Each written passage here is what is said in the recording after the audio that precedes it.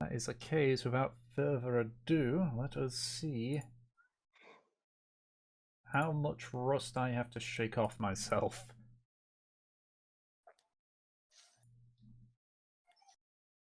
So, our adventurers, the Telaria, have been traversing the Mirage for the past week, searching for the Muradon tribe. The main point was to figure out about Aki and his marking and visions that accompany him. But along the way, you picked up a small goblin girl, Fur, who appears to have a dragon soul bound to her. In a republic that is generally fearful of dragons and make any effort to exterminate them, you took her along in the hopes that the Muradon may find a way to sever this link, or at the very least provide safe haven for her, so they can both live out their lives without fear.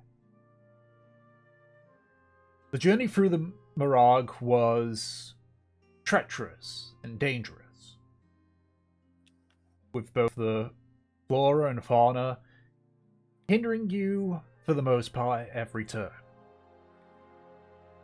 That said, it wasn't all trials and tribulations. You met a few individuals which you could consider not hostile to you. Various creatures, one of which you had named Bambi, who had pointed you initially in the right direction to the Muradon. You had stumbled upon a Naga guarding ancient ruins, protecting something, but not really being aggressive to you outside of engaging in a battle of wits, for which he rewarded you with further directions towards the Muradon tribe. You eventually found another one of these creatures which were similar to Bambi, saving her from some weird goblin-like creatures through more intimidation than actual combat. As a show of thanks, she once again aided in directing you to the Muradon tribe. You began to see remnants of where they had once lived, vine walls, most drained of their power, but still be able to aid you.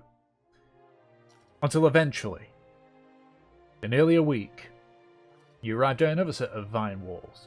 These ones hale and hearty. And just beyond it, you heard and saw signs of civilization. Upon approaching the walls and conversing, you are greeted by several guards flanked by two monstrous scorpions. The leader, a Githyanki, ordered you to follow him, saying without any uncertain terms, "Welcome to Rhethrin, home of the Muradon." Yay. And that is where we left off. So, Telaria, as you begin to follow the Githyanki, the other guards sort of move into position either side of you. The two scorpions take up the rear. In terms of the marching order, you're all mostly hunched together, though as Kurz is initially walking forward, one of the scorpions reaches forward and sort of roughly grabs him by the tail and forces him back. Right. Kurz turns to growl, but after a few seconds, Scorpion lets go. And Kurz, seemingly taking a hint, follows just a little bit behind you all. You walk in silence for about a minute or so before the Githyanki turns back to look at you all. So, you made it through the Mirage, huh? Somehow, yes. Congrats. Thank you. It was quite the joint effort. None of us would have made it by ourselves. know it all too well. Look, here's what's gonna happen. I can tell you guys are all armed, so if like looks over at the various weapons that you've got. And I'm gonna make it very clear here, you draw your weapons at all, you're not gonna have a good time here. Makes sense. I wouldn't anticipate a show of force to be met with kindness. Just making you aware here. Normally I'd confiscate weapons, but that's not how they do things around here. Normally? I ain't from here. Where are you from then? We'll see what Tullus thinks about you, then maybe I'll give you your answer. Huh. Okay. Alright.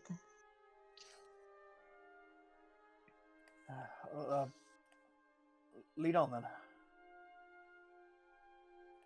After a couple more minutes, the Githyanki arrives where the vines sort of now dive deep into the ground itself, creating an opening.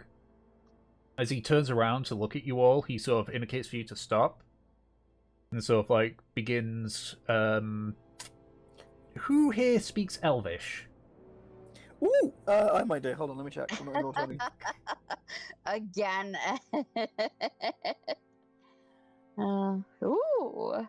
Ooh. Very It's excitable my today shot. he is. It's just my Ah. stock. It's just my shock. Posh boy got excited about something nice. No Elvish for me. Let me double check. I think I might know Elvish. A bit rusty, of course, but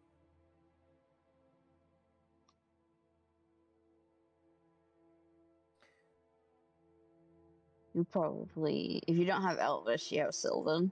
yeah, I've got Elvish. Okay. Alrighty, so if that's the case, you hear the Githyanki say in Elvish. Right, okay. You two, with me. You two, keep guard. So like looks over to the scorpions. You two, keep an eye on that fucking dragon. It so much as twitches, rip it apart. A bit of movement. Yeah, I kind of under his breath mutters, I didn't know scorpions could understand Elvish. Fascinating. I just want to quickly check to see if Fur knows Elvish. I doubt she does. No, she doesn't. Well, it's a good thing that we already talked to Kurz about all of this, and I didn't even think that he was going in. Mm-hmm. So. Okay. So, as there's a bit of movement, Kurz again tries to move forward, but one of the scorpions just sort of like slams his claw like in front of Kurz, blocking his path. I tell your dragon friend there he ain't moving. Just sort of gives him a slight glare before turning around and saying in Draconic like, "Don't worry, buddy. We'll sort this. Just be careful." Kurz just looks at Fur and just gives a slight nod. That guy put some stank on the word dragon as well. That was pleasant. But eventually, you are led in, flanked either side by two of the guards, as you enter Rhethrin fully. The place itself is more like a small village, though everything is squeezed quite close together. The area which you're walking into is almost like a town centre, dominated by a large tree in the centre, towering above all the other surrounding trees. You can see several robed individuals are busying themselves for either farm work or general chores. To your right, you can see a large flower bed with a handful of children sitting around an adult green dragonborn. Aki, you can lip read, can't you? Yes, I think it's part of alert. Hold on. Observant, sorry. Yes, you can interpret what is said by reading his lips. Yeah. Yeah. So you sort of A realize language, reveal. a language I understand though. It appears to be a language you understand. It appears that the Dragonborn that she's speaking in common. Okay. And you can tell just based on the lip reading that she's telling the children about the importance of even the smallest of flora in keeping the power of nature alive. It occurs to you that it's similar to the lessons that you were taught as a child. Currently, from where you are, that's the most that you can see, and so there's a lot of vegetation and such forming almost like natural barriers. Like several walls, trees, sort of breaking line of sight. But as you enter the center of this clearing next to the tree, the Githyanki turns to one of the guards and speaks again in Elvish. Right. Go get Speaker Tullus. Let him know that we've had new additions. The guard just nods and heads off in a sort of towards the left side of the place. Aki is just kind of like just standing back, taking it all in. Let's go. Just goes. Finally here. Truly wondrous, isn't it? Mev kind of takes a look around at everything. I'm not really sure what to think yet. This is weird. What, you've never been in a secret village underground before? I've certainly been in secret places, but I don't know. The way these people interact and the guy that let us here,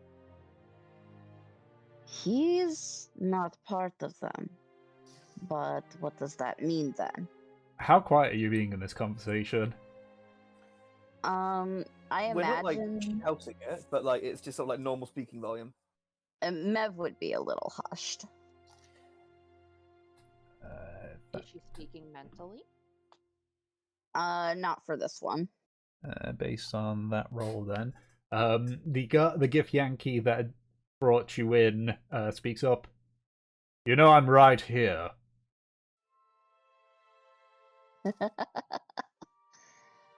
I'm well aware. Just making sure. Didn't want to think that you thought that I vanished or something. Nope. I'm sure you have comments about me too. Yes, it's not every Mev day. smiles. I suppose it's not every day you'll sort of see, strange, armed-looking people from just traipse in from the jungle. No, you're the most recent one since about 5 or so years ago.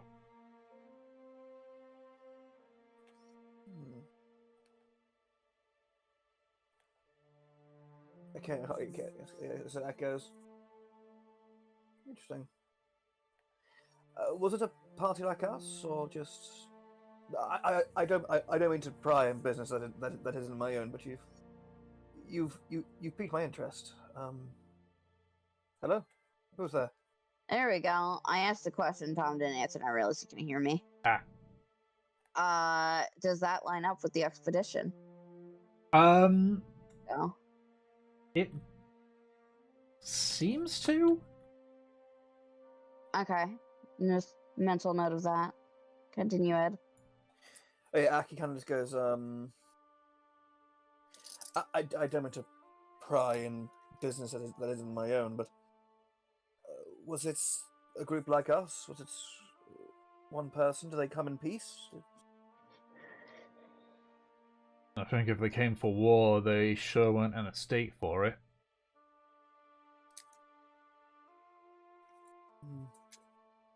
105 years ago, they weren't envoys from or representatives from Zamahan, were they?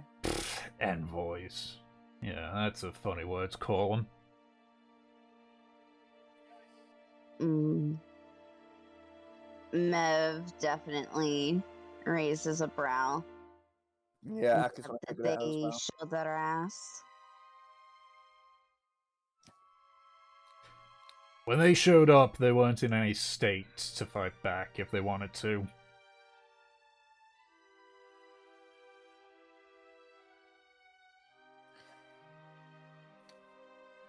Interesting.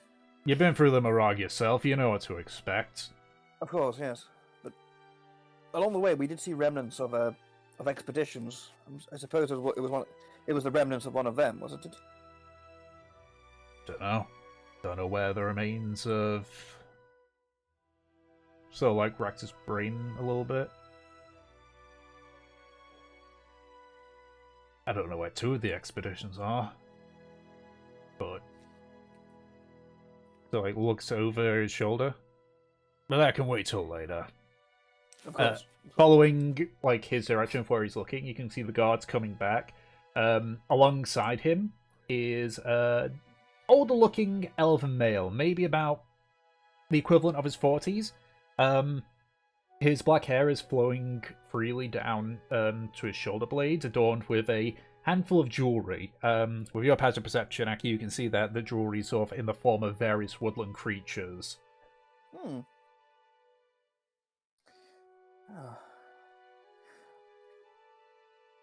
Yeah, Aki goes, oh shit, what was the name of the speaker again? You said it 1,000,000 times. Oh my god, I'm stupid. Tullus. What was it? Tullus. Yeah, Aki will step forward and say, Speaker Tullus, I presume. Yes, that is me.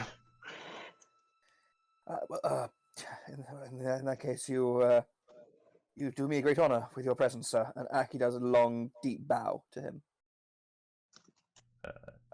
Tullus returns the bow, though not as deep as yours.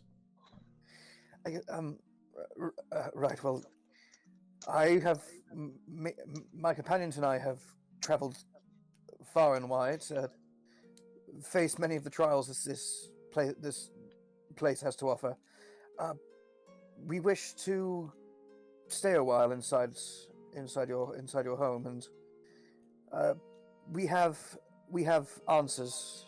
Sorry. So we have questions that we believe the Druids of the Muradon may be the only folk this side of the Feywild to be able to answer them. But that's, I believe, for a time when you find it right that we aren't escorted around by armed guard.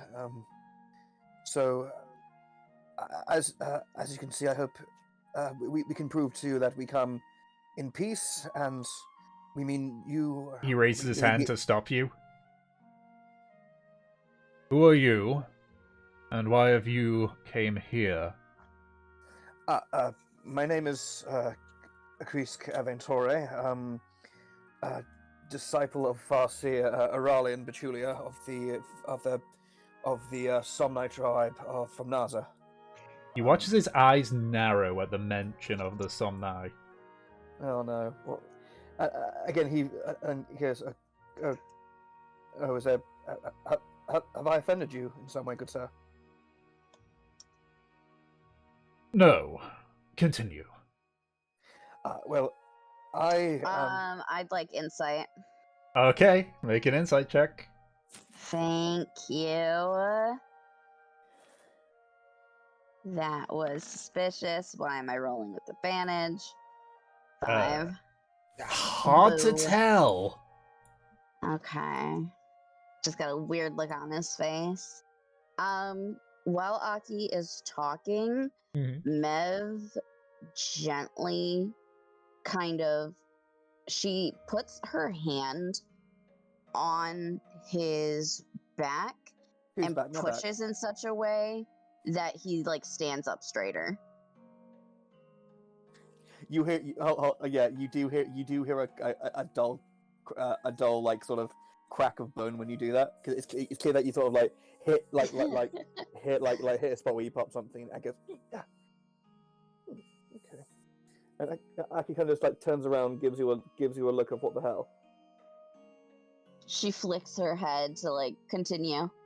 Pay attention. Okay. Apologies. So back across the sea, I have a fairly mundane life in the in the large city near where we live, and I was trained in the druidic arts, as I said before, by the great Aradian Betulia, but I sadly I had to leave the wilderness behind due to a family emergency, and I had to take over our family business. Yet, during my time there, I received strange, beguiling, almost debilitating visions, sounds, and noises, and sights and colors and lights that I couldn't escape me.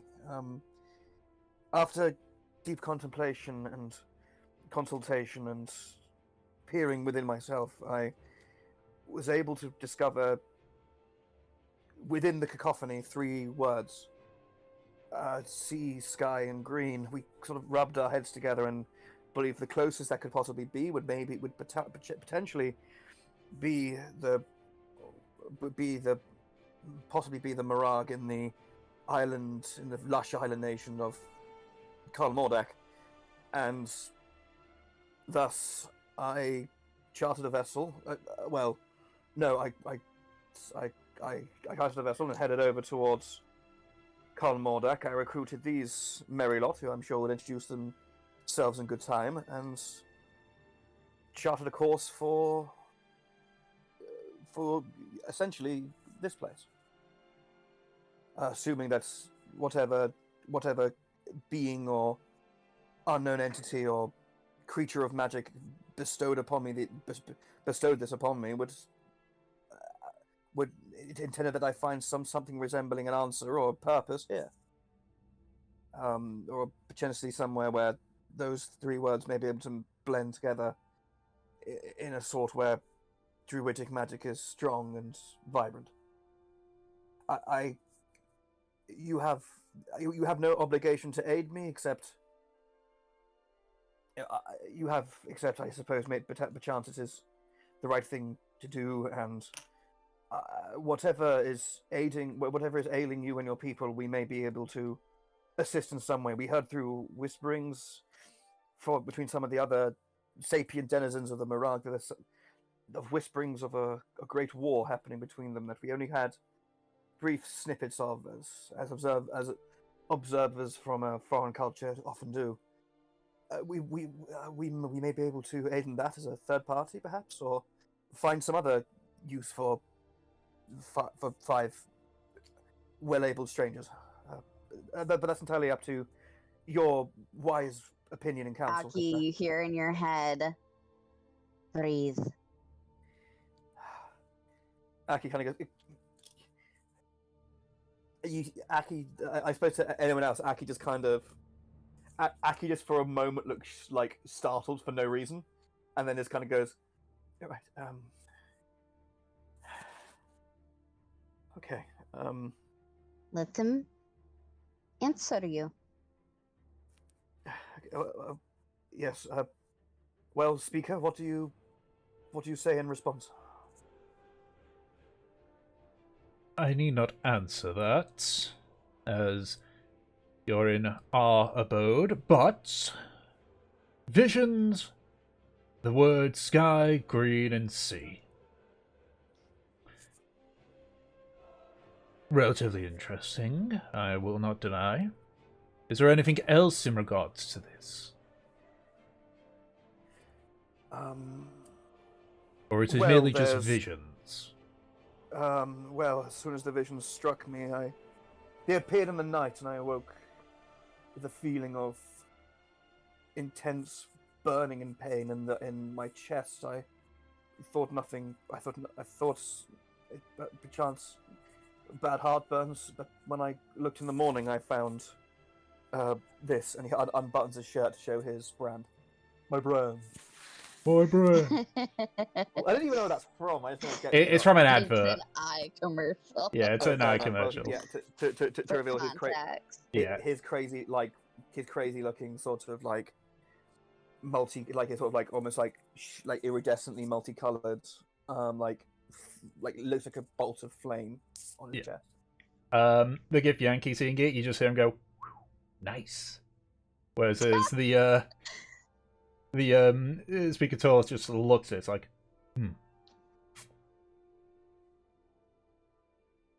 very interesting. Yes. I fear I'll need to consult Mother Merc on the nature of this. And also discuss in regards to the Somnai. Well, does that mean you will allow us a moment, a chance of respite inside your walls? We are not evil entities. We don't throw people out to die unless they've done something to deserve it. Though I have an opinion of the Somnai, I'm not going to throw you or your allies out just based on that. Now then, I'm just gonna roll. He looks towards. Who's he looking towards next? Ba-ba-da-ba. He looks towards Havelock. You there, boy. Who are you and why are you here? My name's Havelock. I'm contractually obliged to stay here with him. Points to Aki. Yes, I have entered into a contractual agreement for my protection and guidance through these lands, and they will be remunerated by my family's company back in Naza. This point, the Yankees pulls up. So basically, he's a sellsword. I'm aware of what a sellsword is, Gustav. Hey, better than just a sellsword. I'm an honored guard. Yes, I'm sure he sells many things other than swords. Yes. Now, Aki. Oh my god. You see the Githyanki Gustav like visibly facepalm at that. Sorry, it wasn't the right time for frivolity. Ignore me. Aki just kind of blushes and sort of shrinks into himself a little bit. You, small one, he points towards Fur. Yeah. And you see Fur like visually like recoil. Aww. Who are you, and why are you here? My name's Fur. I've got a problem with a dragon. One that's sort of like bound to me, and I was brought here for either a place where I could stay or maybe get the problem resolved. The dragon? That'd be absurd. Actually, Tolis, the dragon's outside. Really? Another interesting one, which I do not know where to start with this, admittedly. I will need to consult the inner circle regarding options. I'm just gonna roll again, see who he goes for next. Okay. Points towards Mev. You. Who are you and why are you here? I'm Mavaler Gatlin. I'm here simply to assist my friends. I brought Fur here with encouragement that you might be able to give her answers, and I've come with Aki to make sure that he's safe. So another one of the sellswords. In a way, but I like to think that I've become their friend. Finally turns kindling. And are you a sellsword, or are you here for your own reason, like these two?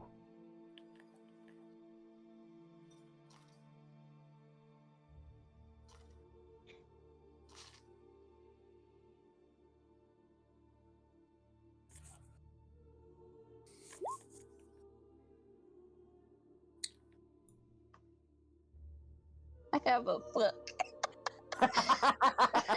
And your name?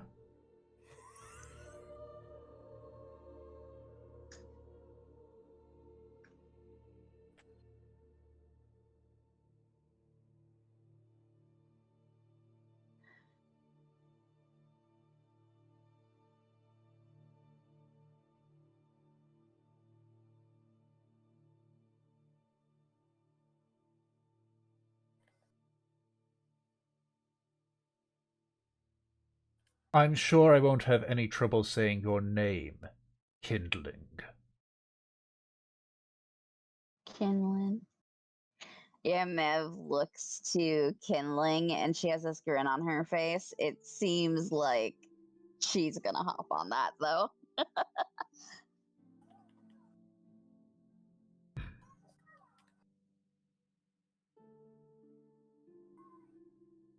You, Fur. Yeah? Can you assure me that your dragon will not cause issues? Yes? He sort of silently observes Fur for a bit as she just sort of like fidgets under his gaze.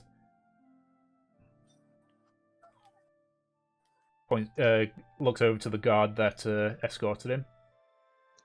Go and see if we have anything to leash this dragon. Guard just nods and quickly heads off. I sense no malice in what you are saying, so I am fine with your dragon accompanying you. However, your dragon will remain leashed so long as he is within the confines of Rhethrin. This is of no ill intent. It is simply for the sake of the tribe. I would rather not cause undue panic to them. Yeah, no, I totally get it. Yeah.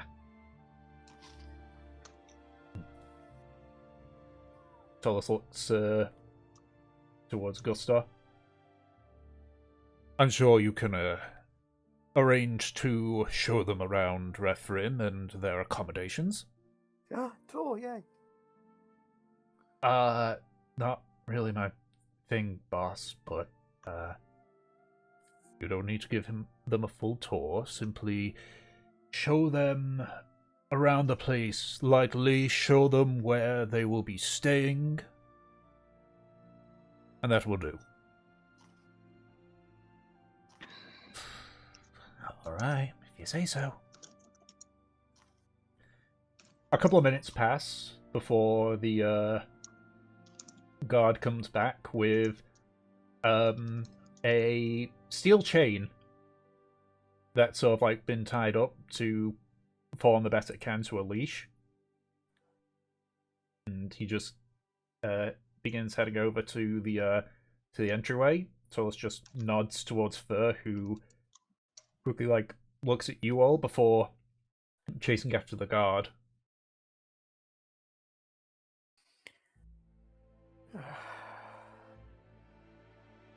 Who's in the room now? Or in this open space? Everyone outside of Fur. So she's gone to go get Kurz, it appears. Okay, yeah, and that kind of goes.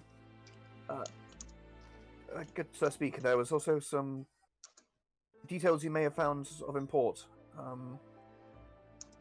We, in an attempt to find traces of your civilization, I ended up conversing with a number of the vine walls that your forebears had established. And one of them, I think just on the outskirts of your existing territory, said that I don't know how to describe it. They're like the evil, bad vines. They attacked us and tried to destroy us. That it was getting closer to the town, and his magical wards needed maintaining stronger. He said if I told you that, he said if I told someone here that news, that they would understand and know what to do.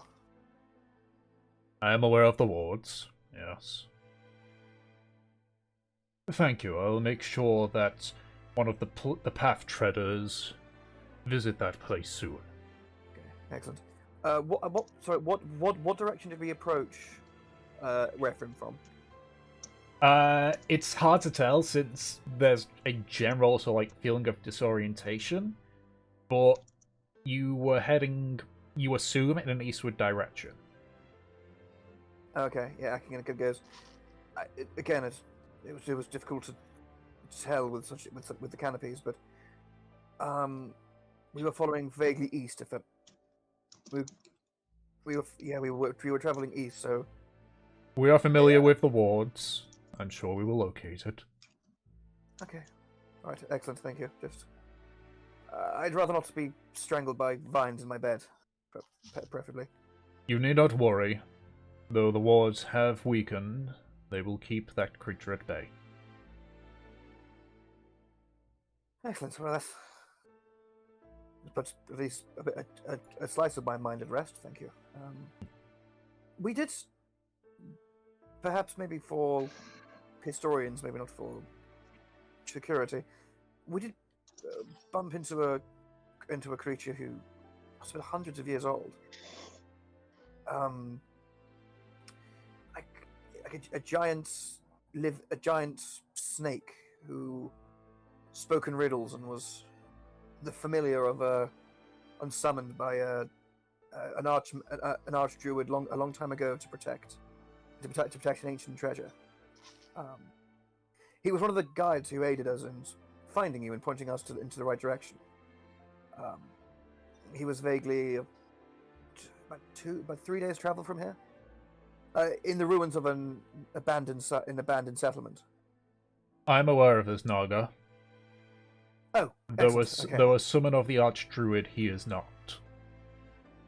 He has been here long before even we set up camp here. Oh, interesting. And was he as tricksy and riddle-filled as he is now? I do not know.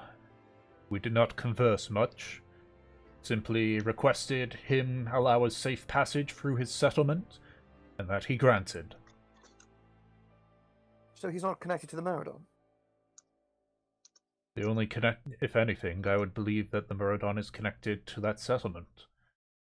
As I say, that was there long before we decided to call this place home.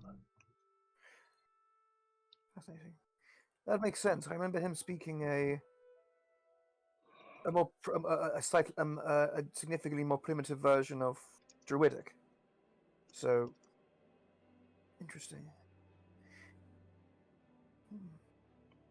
Do you have anyone here who would be interested in the history of the Muradon or the lives of your forebears? Perhaps they would much desire to meet with him. Our duties are to the Everglade. We have no interest in anything else. Understandable. I take it this is the Everglade, and he kind of like indicates around him. You see Gustav just sort of like trying to suppress a laugh. I think even Mev knows this isn't the fucking Everglade. I don't know.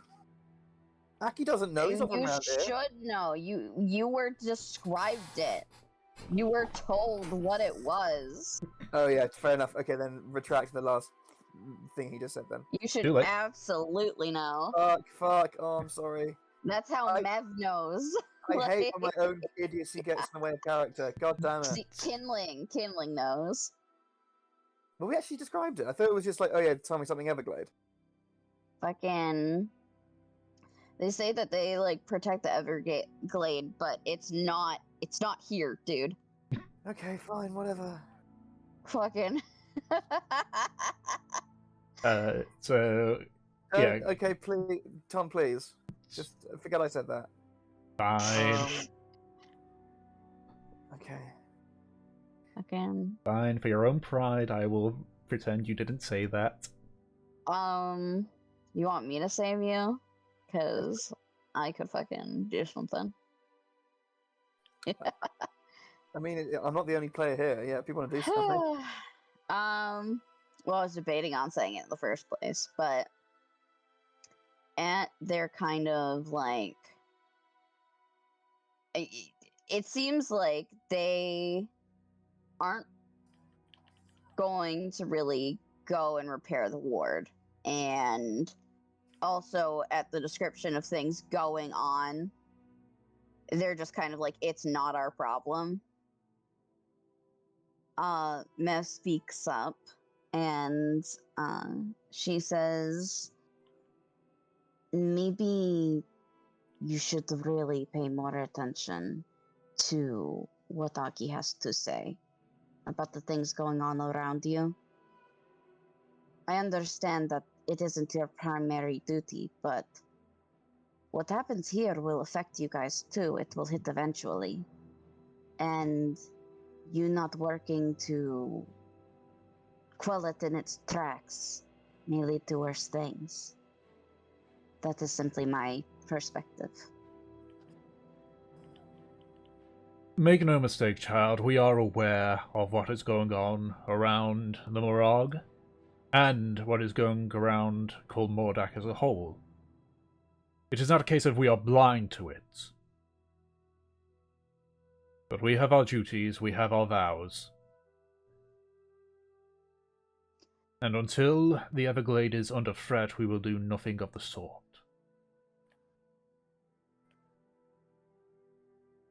It's not that we choose to, we have vowed not to, among the denizens of this place. Not to take any preventative measures until the very elements of destruction are at your door. We are allowed to act in self-defense, nothing more. So, what you're saying is you are pacifists unless necessary. In a matter of speaking, we have forged alliances with the denizens of the Morag. Those that fight their own battles for territory have at least sworn not to encroach on ours, and to defend us should it awry.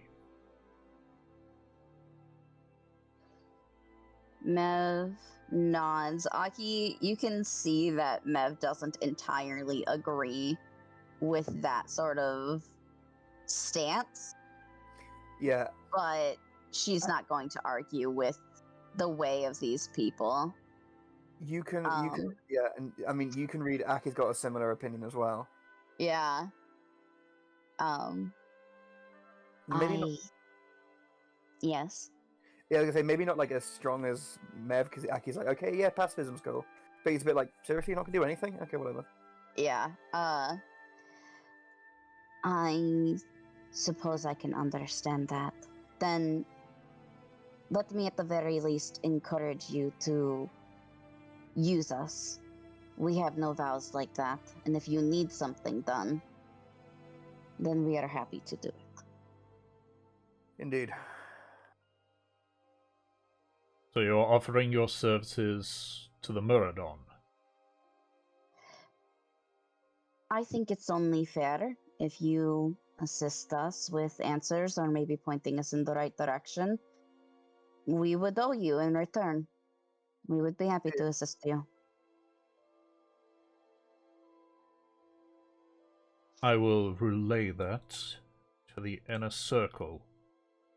Understand that though there are some among us who would be willing to accept the help, we have taken binding vows, so we will need to discuss if accepting such help would break said vows. I understand having a code to uphold. This Please discuss it amongst yourselves. This goes beyond a simple code, child. But that discussion can be for after I've consulted with the Circle. I shall leave you in the care of Gostar.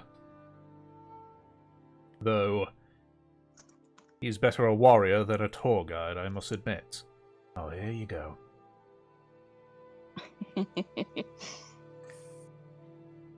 He will give you a rough rundown of Rhethrin. There's not many of us here, so it shouldn't take too long. After which you are free to do what you wish, so long as you don't interfere with anybody here. I shall attempt to reach you either by sundown or sunrise in regards to the decision from the inner circle. All right. Thank you. You tell us just like look over your shoulders, and as you sort of like turn around, you can see Fur approaching with Kurz, who's got the steel chain sort of wrapped around his neck. He doesn't look happy about it. Huh. Oh, little mash. But it's kind of just one of those kind of like grin and bear it looks.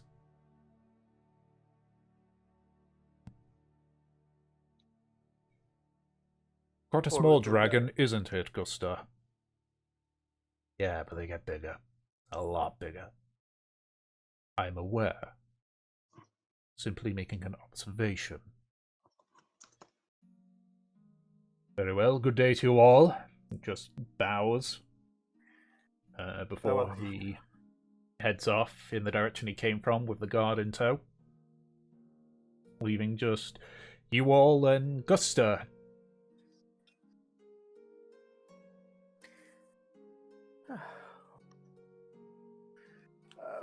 Well then, where's the first stop? Well, first things first. I'm from Sangan. Really? Second expedition. So, Yeah, I was part of the So- second expedition. Oh, do we have that letter that was left behind in like the that was water? from the first, right? I can't remember if it was first or second expedition, that letter. It was from the first. Yeah. Okay, just wondering. Yeah, actually, Mev will bring that up. We, actually ran into the remnants of the first, and at your mention, it was kind of an assumption that you were from one of those. Gustar, Gustar.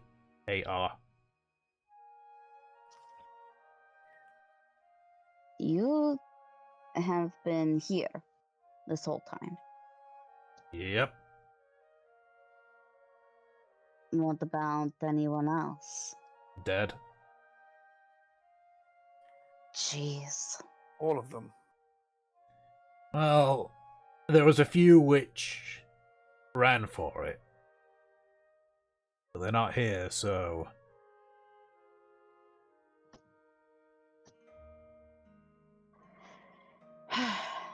Mev nods. You. So as Yeah. far as Sangan knows, the second expedition had no survivors. As far as I know. First speaks up. There was like 2 or 3 that survived. Ah, well there you go. Fair enough then.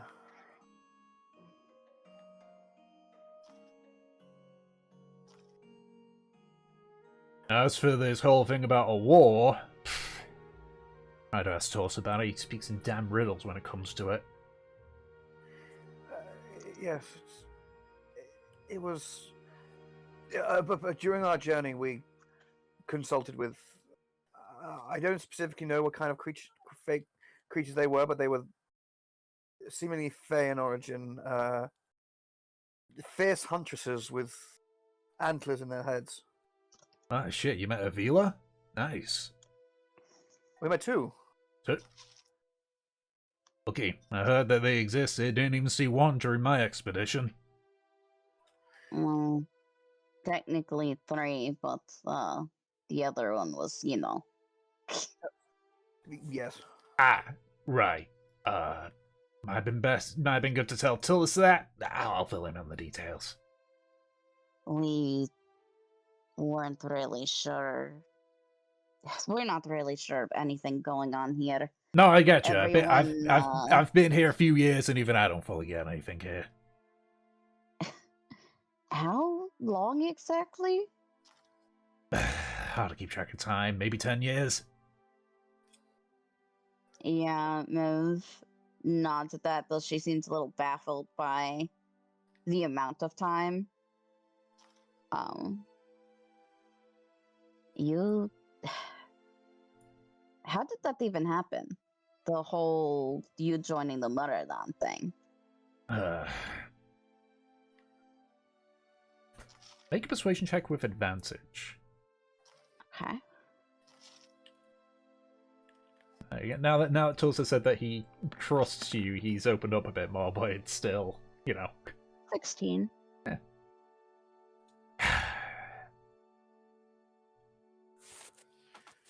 Bureaucrats over at Sangan decided that maybe going in here during the winter was a good idea. It was a utter shit show. Fucking Mev's face is like, I could have told you that.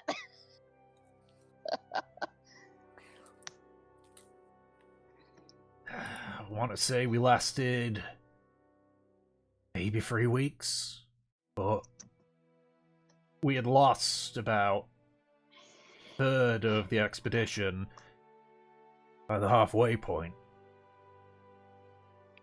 We were meant to be trying to put up supply areas for future expeditions. The first expedition was meant to scout it out, second one was meant to make little supply areas, and then I assume any future expeditions would have tried to map the place out.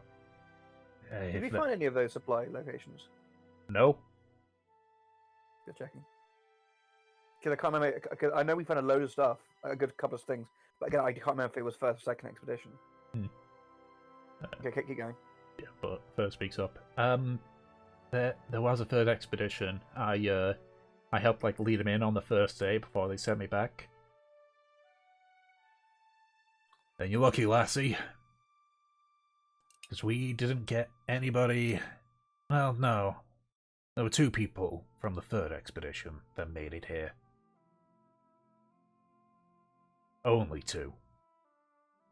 And that's kind of what happened to me. We all sort of dispersed nearer to the end.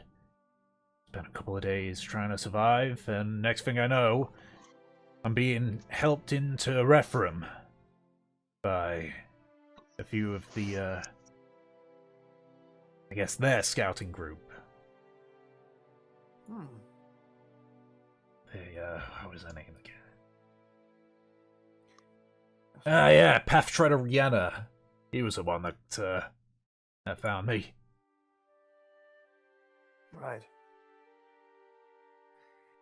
Fascinating. So they didn't see the expeditions as a hostile invading force, then?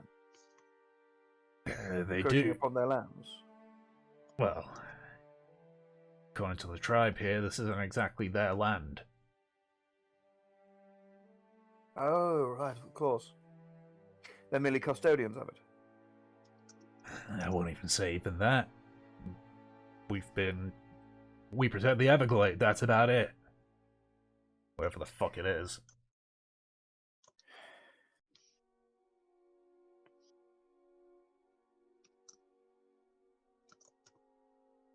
So, but they're certain it's a real place. It could be. It's not some sort of metaphysical concept, some sort of far off mythical place deep in the forest no one's found. But it's a genuine place, the Everglade. Look, I know this sounds weird given the fact that I'm part of a druid tribe, but I don't fucking know what these druids think.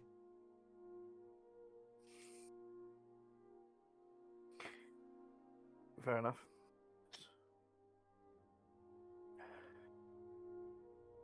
We do tend to talk in riddles, yes.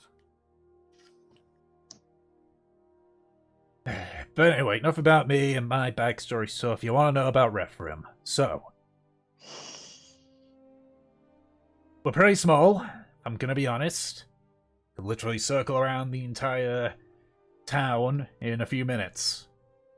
So, if anything, I'm just gonna sort of...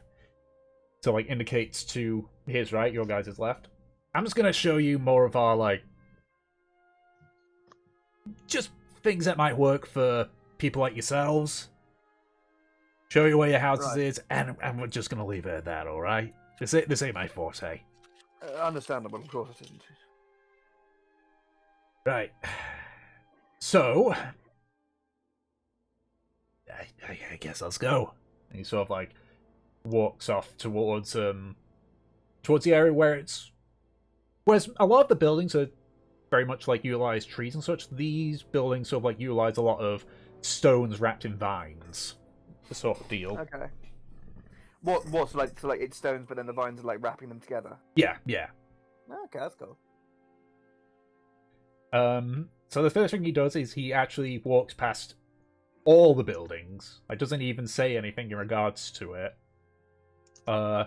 Until he begins to approach what appear to be several more wooden buildings, but there's a few stone ones. Like, again, the stone wrapped in vine buildings. All sort of clustered together. A little bit to the side, you can see what look to be various, like, sheep and goats that are sort of just grazing nearby. Within the confines of the walls itself.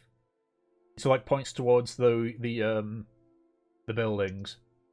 So, those areas are where you're going to be staying. Spare houses for when the little ones get old enough. They'll work. You're lucky to get more than one person in each time, though. That's all right. I'm guessing are there at least 5 houses? Yeah, there's actually 7 you can see. Oh, nice. Fair enough. Yeah, there are 2 that are just that are stone and vines, and the others are just made of pure wood. Okay. Okay. Aki goes, well, is it safe? Can we leave our things inside and then join you back outside here? Yeah, sure, no problem. Okay, and then Aki walks towards one of the stone buildings. Alright. What kind of buildings are the others going to? There's one stone, and then the others are wooden. First come, first serve. Who wants to have the stone? Yeah, I'll take the fucking stone. Okay, so everyone else just get the wooden ones. I want to be protected from whatever fucking mosquitoes are here.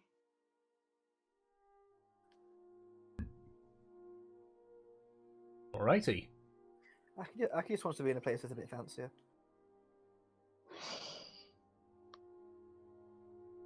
Alright, so... No, I don't like the fact that they have separated us. Oh, fuck, that's a good point. Yeah.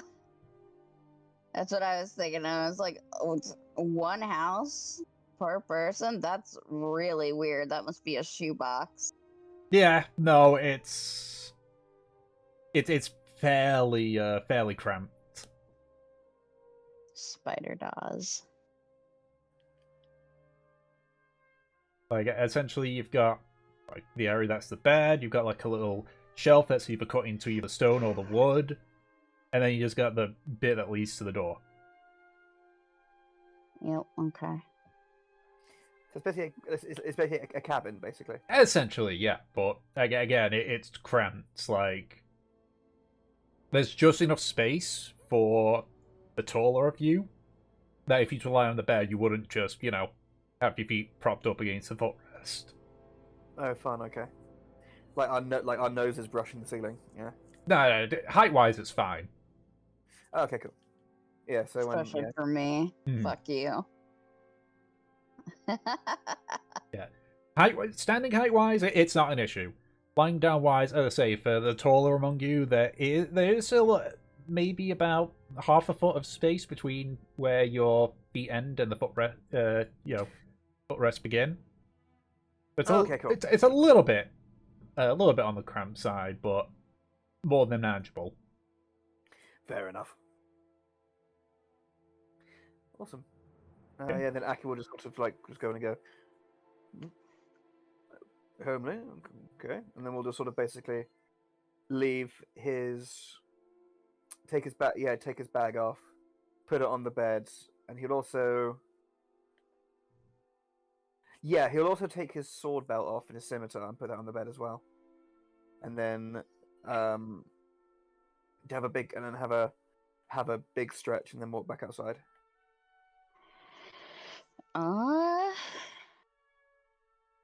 I will. How much do I trust these people? Not very. What do you mean? They're druids. Of course you can trust them. That That's so means good. fucking nothing, okay?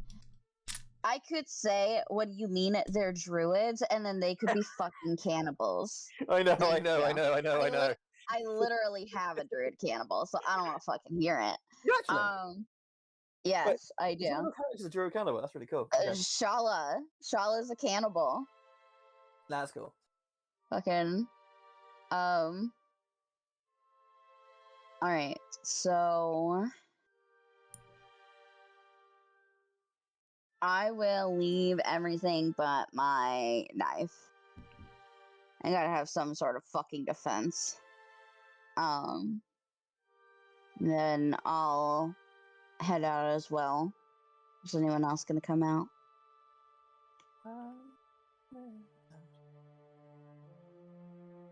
I want the world to know. What's everyone else doing?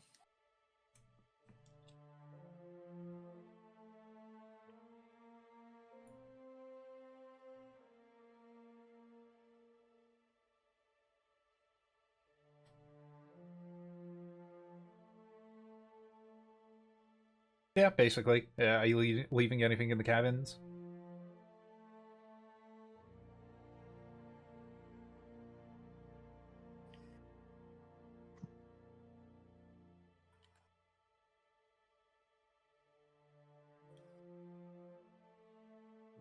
Watch Tom having written like a massive encounter later today.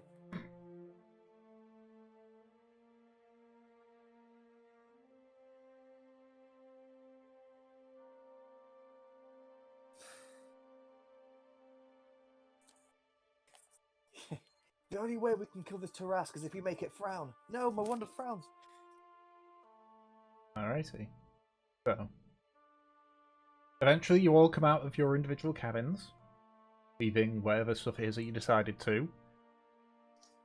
As Gustav is just standing there, sort of waiting, somewhat impatiently, clearly.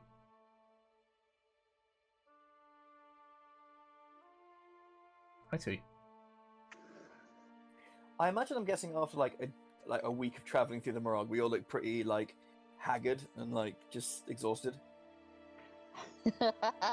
Oh man, we're fucking wrecked. It's okay. Yeah. And like our hair's all greasy and matty and our clothes are filthy. Yeah.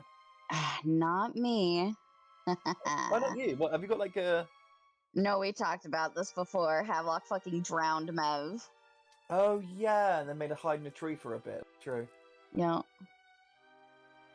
I wouldn't get away with She was fucking doused with water, so she's the cleanest. Oh, I see. Oh, Gustav's just, they're like, all sorted? Right, okay. Start over here. So, like, points towards where the sheep and the goats are. Yeah. So, he leads you all towards them. As you sort of approach, he slows down and just sort of, like, looks back, looking directly at Kurz. Just sort of waringly looking. Kurz just sort of, like, glares slightly back. He's not going to do anything. Trust me. You say so, kiddo.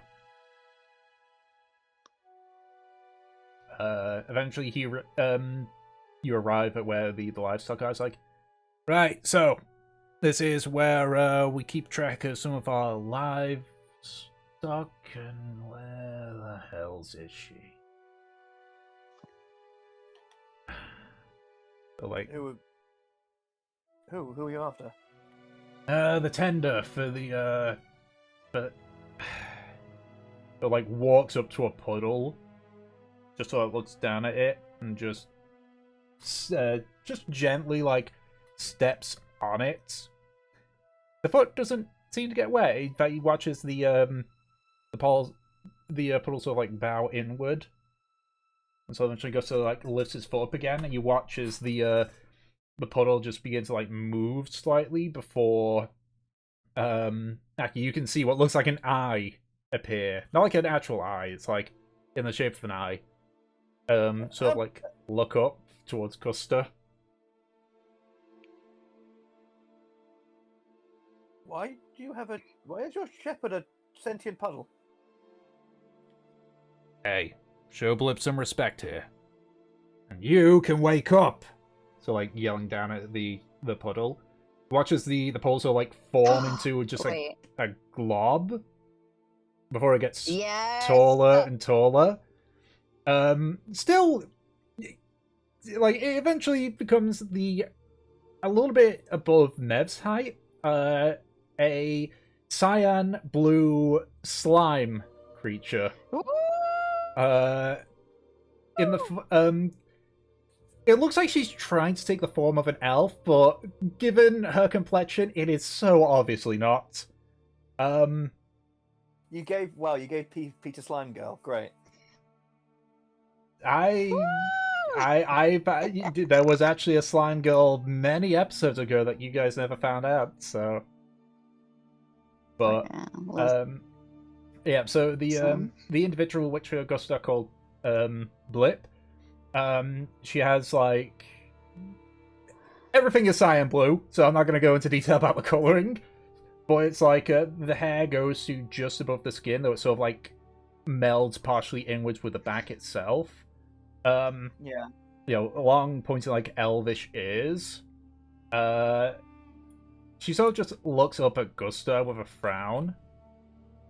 And it's like, well, I knew that there was going to be someone around, so I didn't think it'd be a bad idea. Why, you think I can't just be like that? Normally when you're like that, Blip, you're sleeping. Well, I wasn't. Clearly. Yeah. You were clearly so wide awake. You were so wide awake that it took me stepping on you to actually make you notice. Instead of, you know, talking or the people showing up here.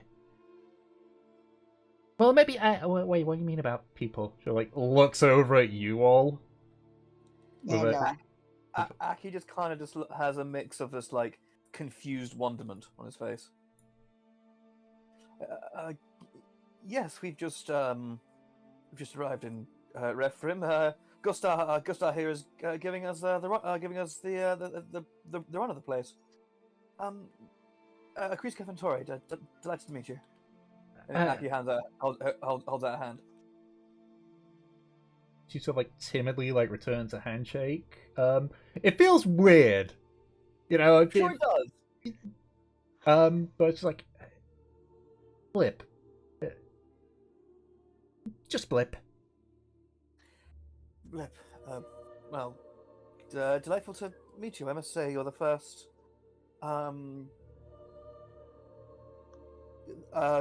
being of your kind that I've ever met. It's an honor.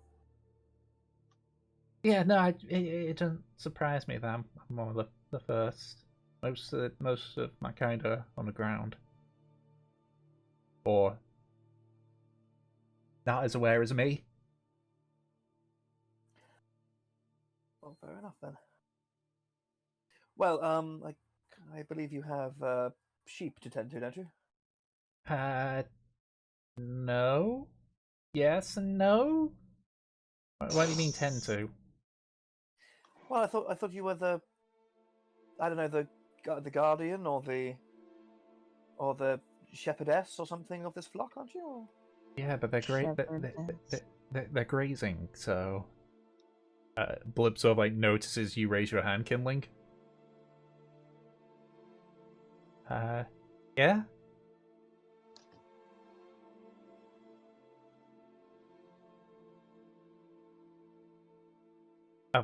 A what? Gustav speaks up. No, nah, she's not Warforge. She's, what did Tullus call you? Plasmoid? Slime? He came from slimes, but he... Tullus again, you know, riddles, crypticness. She's a slime.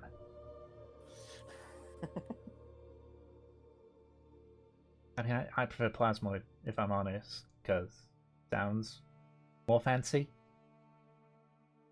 Of course. Right, she's whichever those two you prefer to call her. Right. Well, it's good to meet you. Absolutely. So, I think it just to help aid the confusion. Warforged are beings of metal crafted by man-made ingenuity that we settlements outside of the Mirag, in case you were wondering.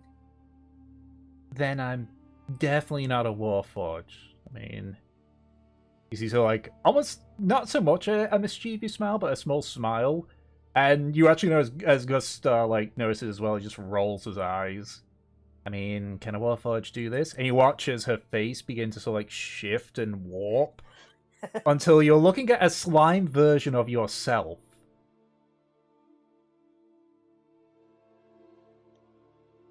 Aki is just very, very put off by this, oddly, and kind of goes, "Oh, by the stars, I need a shave." Been trying to tell you that. You try shaving with a scimitar. I could help. And it wouldn't be too at all tempting to slit my throat, would it? What do you take me for? Not a rogue. Or a cutthroat?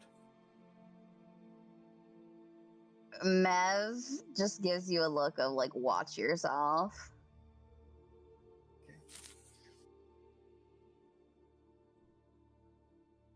Anyway, that's quite the trick, Blip. But if you don't mind, could you turn back? Thank you. Oh, okay. She turns back into her previous form.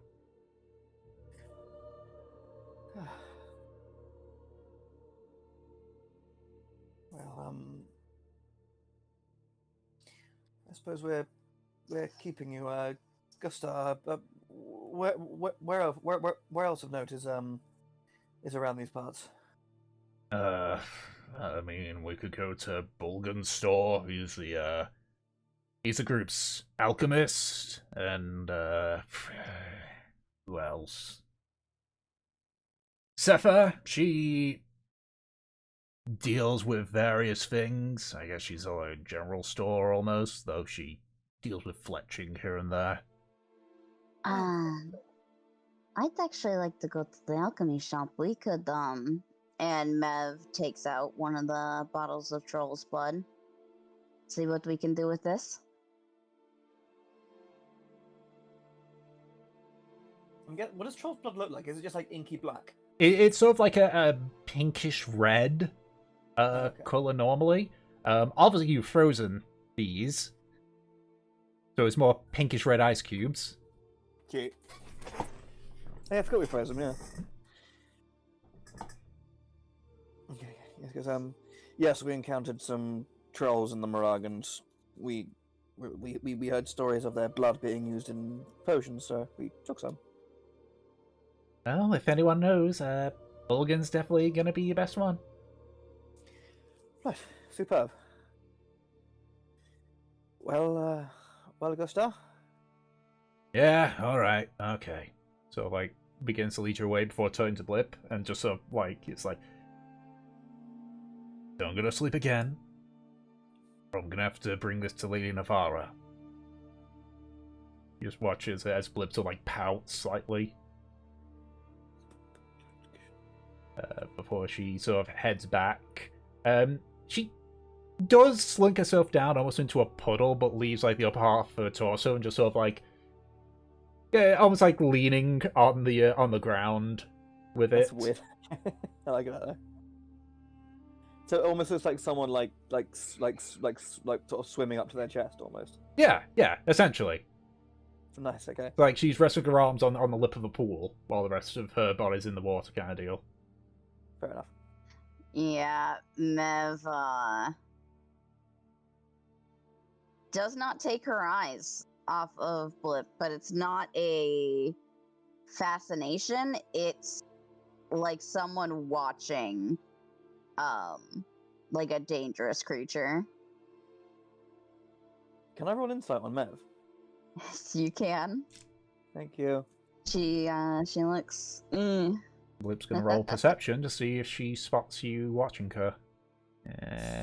No. Ooh. Wow. So that's technically a natural one. Yep, though with skill checks, there's no critical fail, critical success. It's all about them. Okay. Still technically a nat 1, but you do beat it out because it's a fucking +8. Yeah. Yep. Yeah, you definitely notice Mev's like discomfort. She has a strong aversion, and you would make note that she did not say much of anything during that time. The most that she did was comments on what you said. Okay. Other than that, it wasn't really addressed. Fair enough. Okay, Aki, which is very out of character for her. Acrisca Ventore notices all of that, Yeah. and he will sort of put a shoulder on Mev's. No, he'll put a hand on Mev's shoulder. No, he'll put. I was about to say he puts a shoulder on Mev's hand. Yeah. And sort of says like and sort of says and just sort of whispers and just like goes over to her and like whispers in her ear, and like not whispers but just like hushly says to her, I highly doubt anyone, not especially the sheep tender means you or any of us harm, Never.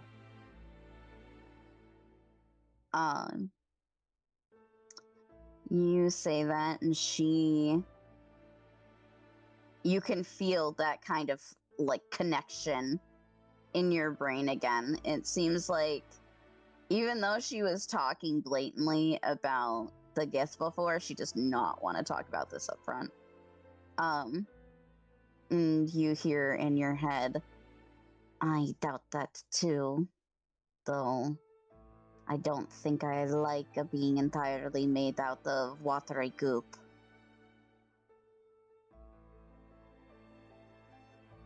What, so you mean you feel sorry for her? Or... No, I don't feel sorry, I feel on edge. Oh, okay, interesting. So she sort of her manner of being sort of creeps you out, basically. It is a little freaky, yes. I doubt that she's harmful, but she does that kind of shiver, like when you feel like, you know, a chill down your spine. Mm-hmm. Yeah. Yeah.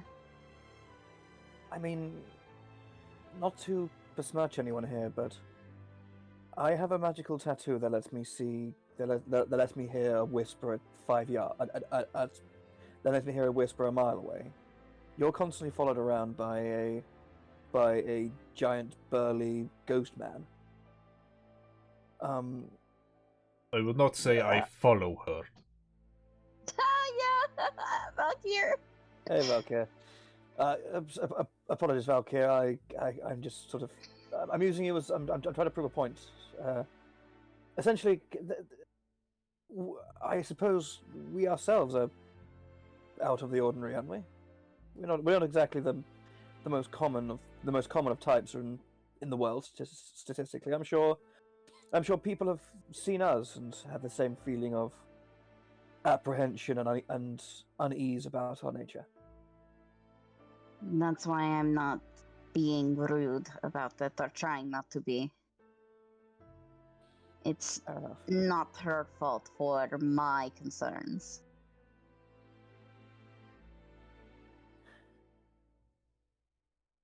Okay, we'll just know that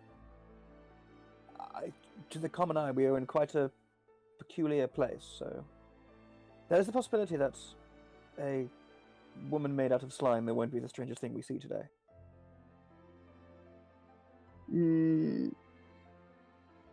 She...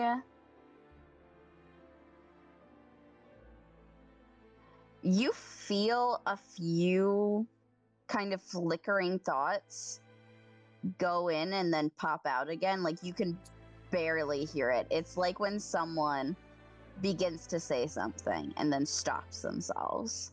Yeah. So it's basically the mental version of it. Kind of, but Okay. eventually Mev settles on, you know, I can Well- handle Bambi, I can handle trolls, I can handle the Naga. I'm... Trust me, I'm not opposed to weird things. Exactly. You're okay with Dawes, aren't you? And he's a literal demon from the Nine Hells.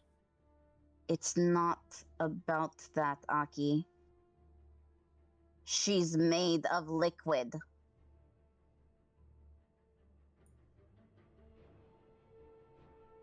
Well, I mean, isn't If liquid one of she our... had any other constitution, whatever. It's basically, I don't know. Imagine me dealing with a water elemental. Do you think I'd hold up well? Well, it's a physical manifestation, living manifestation of your deepest fear, so I presume not. And then Mev gestures back to Blip. Oh, gods, of course. Well, I'm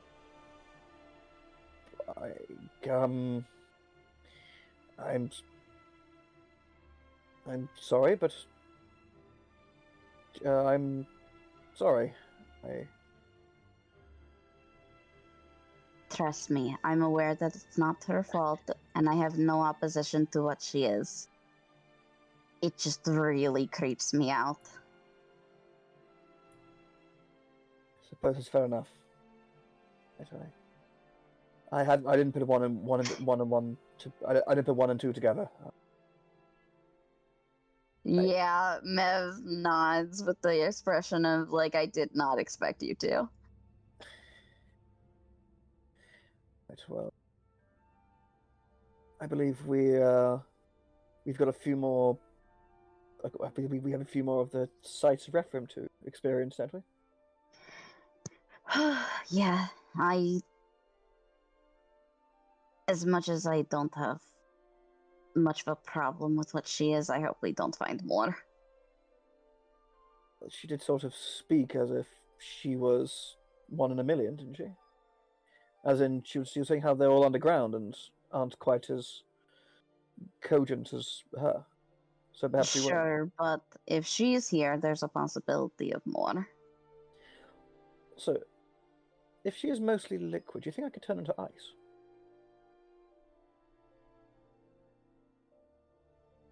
Mev stares for a second.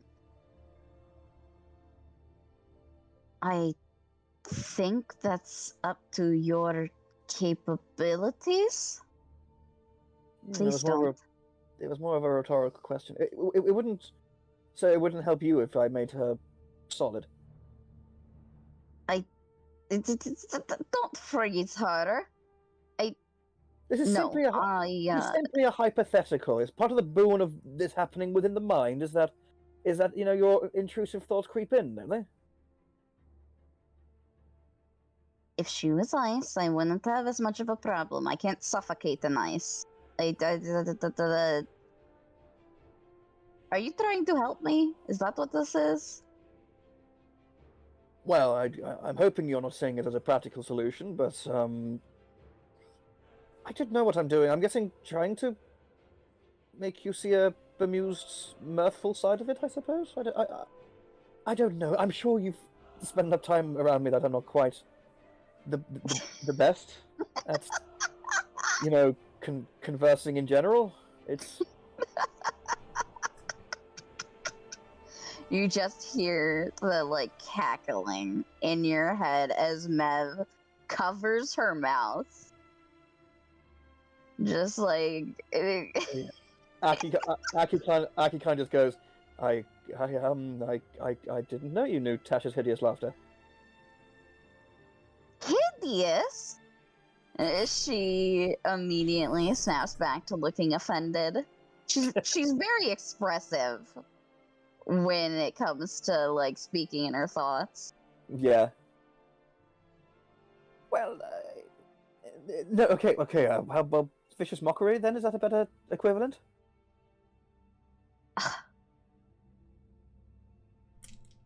Well, I thought you were very funny, but that my laugh is hideous. Look, I didn't want you to take personal offense in it. I was more saying that I was more saying a sense of mockery. What are you saying, Aki? I was more saying the sense of mockery and the guffaws, the thrown head back in abandonment of all sensibility as guffaw you were giving was as if... I'm guessing I can't end this connection, can I? She pats your cheek. You always talk too much. Yeah, I'm aware. I know. I like it. And she starts to walk with the rest of the group. Yeah, Aki kind of just... Yeah, Aki kind of... A slight blush, and then, yeah, he keeps going. Alrighty. So, That was cute. by the time that you finish your conversation and catch up to everyone else, you're outside of another stone building, similar to the ones which Aki and Mev have decided to call their temporary home, but larger. The front part of the shop just has a simple sheet covering it, as opposed to an actual door. At this point, Gus sort of turns around and says, "Right, place doesn't have a name. It's just Vulgan Store." So looks over at Fur and Kurz. "I'm not saying this because he doesn't have the trust in it, but I don't think your Drago's gonna fit in there." Okay. You're just getting to be a fat man. Can I just... So she sort of places the chain down and sort of stabs a javelin through one of the links. There. Yeah. So looks around, see if anyone's watching. Yeah. Oh my god. Gods, Cool. Gods, I hope they said that. I hope they mentioned the dragon to people, because that's gonna be a nightmare. But just you can come and say hi to him, but just stay near the exit, all right? Okay. All right. He sort of pulls back the sheet to invite you all in. All right. Okay. What's inside? What's inside? What does a druid alchemy shop look like? So the interior is rather cramped. You can all fit inside, but there's not much room to move about. You can see that there are various flowers and herbs, either just on bits of wood or in jars. Some of them look to be on shelves that have been like chiseled out of either the wood or the walls. Others, such as the jars, look to have like roots that are wrapped around them, holding them in place. Towards the back end of the building, you can see another cloth door. Accurate with your perception, you can hear just sort of like some humming going on from behind the other sheet. To which point Gusset says, "Hey, Bolgan!" The pause before you hear footsteps approaching, and the other sheet is pulled aside. In front of you appears to be what looks to be a rather rotund-looking half-orc. He has light greyish-brown skin with long black hair that has clearly not been well kept. It's almost like a case of like 24/7 bedhead. His eyes are surprisingly beady for a man of his size, with the spider tattoo that's just below his right eye, taking up a decent amount of his bags. He's dressed in a clean-ish robe, though it does have a few stains of dirt and what looks like dried liquid spattered here and there. He just sort of like sees who it is before stepping in, sort of take up the entire width of the place. Oh, Gustar, my friend. Here for more repellent? Nah, still got the latest batch. Got some newcomers here. Give them a tour, while they discuss issues. A tour? Didn't take you for a tour guide, Gustar. Extra duties from your old days? Shove it. It is, of course. Well, friend, welcome to my humble abode. Delighted. Hi there. My name is Akris Kevintore. I'm here with my compatriots, the Telaria. We're here on a personal business, but we'll be staying in Rhethrin for a certain amount of time, dealing with personal business and possibly aiding the council. We do have something that may interest you in your arts. Through our week's travel with through the Mirage, we did come across some trolls, which we were able to, with some difficulty, dispatch, but we were able to preserve some of their blood. Wait, you never say you killed the trolls. We did kill the trolls, yes. The fuck did you do that? Oh, we have from our travels in the less forested parts of the world. We have this a magic vessel that can produce a certain number of liquids. We sort of subdued them and then burned them with corrosive acid. They didn't just get back up? There wasn't really anything left to get up, really. They didn't. You see Gus mutter something. Aki, with your passive perception, you hear him say, "Could have saved a lot of men if I knew that." Oops. Well, let's see what you got here then. Who's got the vial of frozen blood? Me, I will take out the 12's troll's blood. He sort of mutters something, and you see a sort of spectral hand appear just a bit ahead of the in front of you, and just sort of like grabs the vial before bringing it back. So, like, looks at it. See him like look at it with interest before he slowly starts sort of frowning. Did you freeze this? Well, we had to. It was some days ago. We didn't want it to spoil. Troll's blood is resilient. Can last quite a while. Part of the properties. So, Unfortunately, we didn't know that we would meet an alchemist in the middle of here. Fair, fair. and so like Moors again, you see sort of like a disc appear as he sort of like dumps the ice blood onto it and just sort of looks at it. He takes a Ice small blood. hammer and breaks a bit of it off before looking at it. You don't have any that's, normal, no? Did we keep any that were normal? I think we kept like 2. I think so, yeah. Yeah.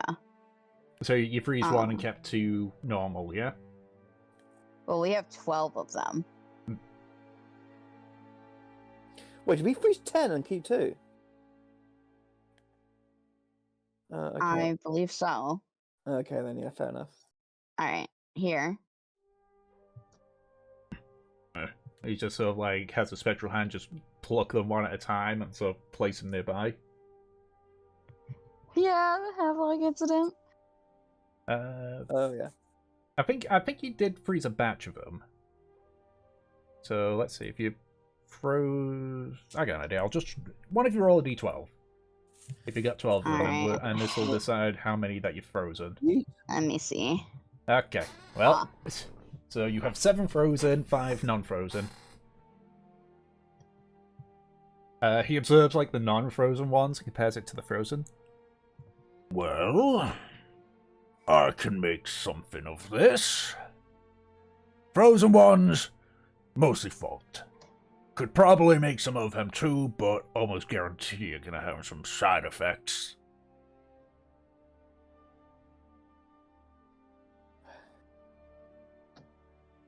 Well, we just thought maybe you would need them for your own supplies. We don't expect you to. I mean, are we low on potions? Do we need specifically potions for us made out of them, people? He turns around, looks at everyone. I mean, I think we could always use some. How about we let you keep some, you give some to us, in exchange for lesser price on your service? How about half and half? I give you half of these, I keep the other half. I think that sounds fair. If that's the case. So like looks and appears to be pondering. I can turn two of these non-frozen ones into just regular old proper troll's blood potion. Means that side effects are a minimum. So like points to the frozen ones. I'm gonna have to put all these together. The blood's been diluted by the water, so I can get rid of the water, but get rid of some of the blood. Quality's gonna go down, so that will get you another 2. But not gonna lie to you, probably gonna have side effects. Like cardiac arrest type of side effects. Or like making us more. Glances at Havelock. Shouldn't be life-threatening. If I had a more potent one, which I could mix the two good ones here into a single better one.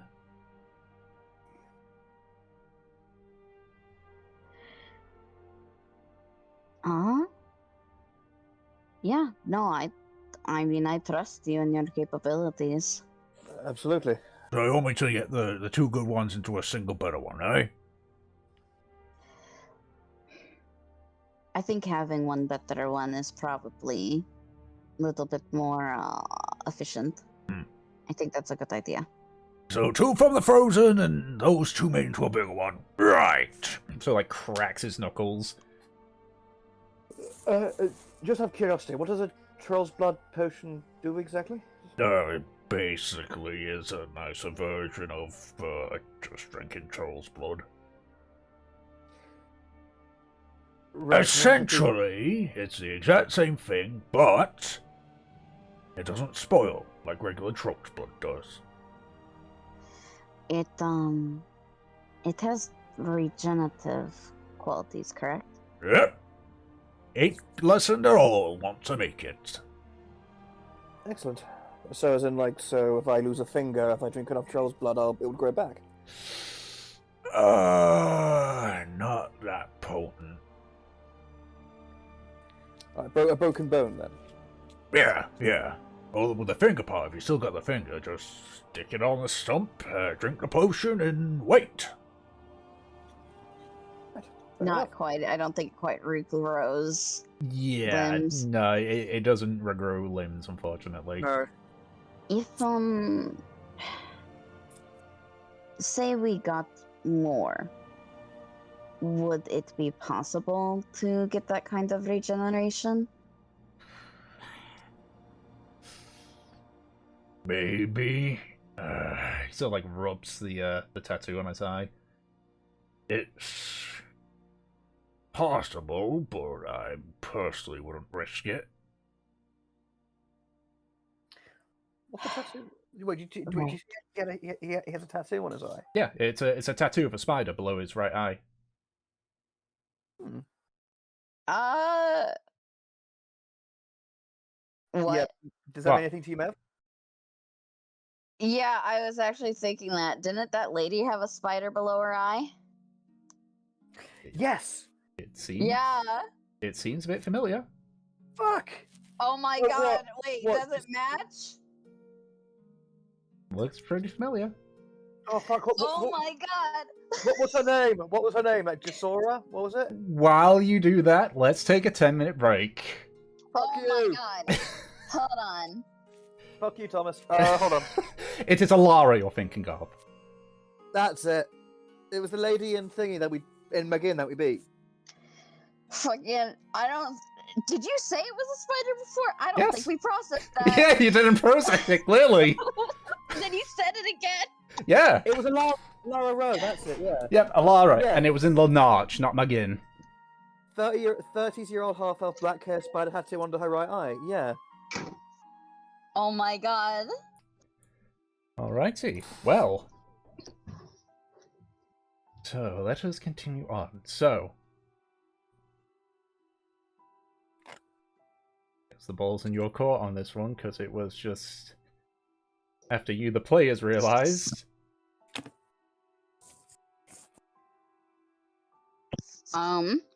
Yeah. I mean, okay. I. But Aki has got the observant trait. So, feat, sorry. So Aki goes... Yeah, so basically, so... What did we leave? So, did we actually give him the vials? Yes. Yeah. Okay, cool. And I go, well, I don't think I'm in need of any supplies or any potions or anything. I think,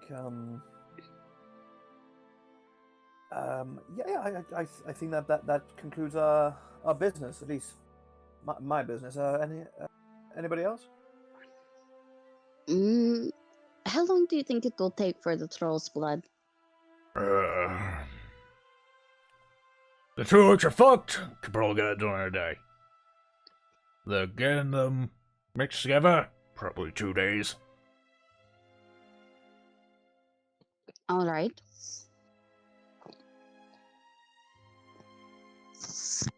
Anything else, though?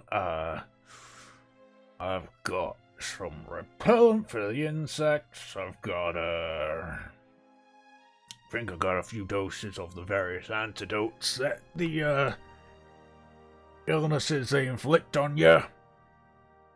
Bit of anti-poison, few health potions. Oh, that could be handy. During our travels, we Mevela here, she was struck down with an illness, I believe, or condition at least. We think it was brought on by the insects. She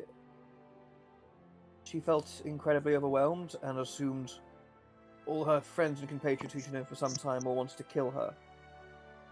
In extreme paranoia. Extreme paranoia, yes. Is that an insect-borne illness you're aware of? And if so, do you have anything to help against it? Well, I don't know what that is, but thing is with the antitoxins is they're not how you say. They don't make you immune to it, but they make the body more resilient to fighting it off. Right, of course, yes. So like reaches over to a small booklet that's sort of on one of the shelves and begins like flicking through it. Extreme paranoia. That was Well, it's called the Jungle Giggles. I promise you, there wasn't a lot of laughter. Well, falls under the same bit. See, it's normally called Jungle Giggles because that's the most common one, but sufficient trauma while it's developing just turns it into jungle fear.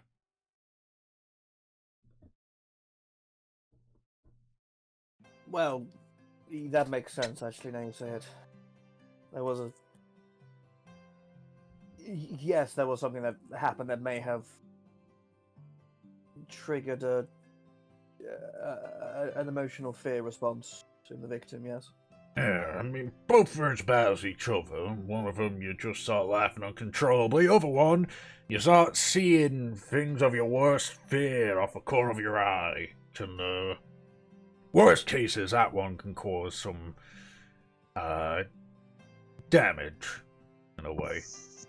Yeah, Mev just kind of crosses her arms, sinking into herself a little bit. He sort of like it looks up at you. He's like,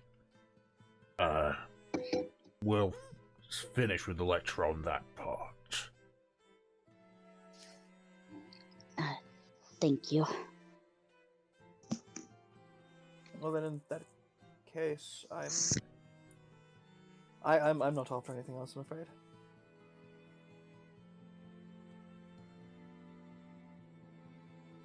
Now, let's say Have a lot?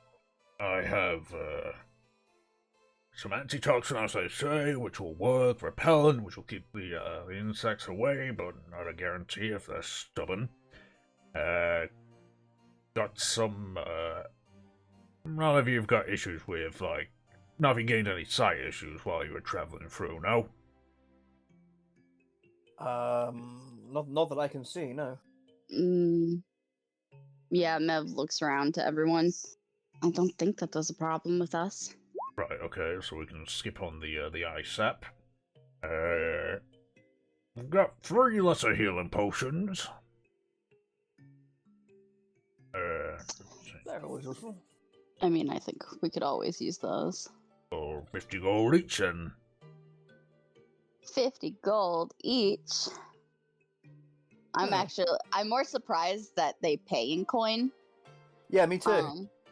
That's the surprising part. I'm just gonna roll on here, just quickly check. Yeah, no, he notices. It's in the event anyone in the tribe wishes to leave, we give them some gold to get going. Right, of course. So you have your own little kind of bubble market here. Yes and no. If we let people, obviously we bring people in, but if they want to leave and they haven't stayed with us, we offer to sell them stuff, and then that gold goes towards, in the event that we have anyone, like say if I were to leave, for example, I would get some gold to help me out, so to speak. If you were to stay with the tribe, as members, then we'd go to how we normally work, which is favors and general trading. Okay. I will drop 5 plat for a potion. Just because that's kind of what I have on hand. Takes it, and with a spectral hand, it hands you a potion. Sweet. I could always use one on hand. That's a minor. Minor potion. It seems like the kind of place where they would use Electrum. If anyone has fucking Electrum, Nope. who are you, fucking Gregory? Speaking of with troll blood, since you're giving me half of it, we'll just knock half off the price for the processing of it. For the, let's say the 3 of them. So that puts it at 15 gold. Yeah. Okay. Aki, hand over your money. Yeah. Oh, good lord. Yes. How much? How much was it? 15. Okay, he puts down 15 gold. Yep. Takes that away. You're Right. going to be annoyed. All my money is uneven. Right then. Suppose let's get started then. You need anything else? You know where to find me. Indeed. Thank you very much for your assistance. No problem.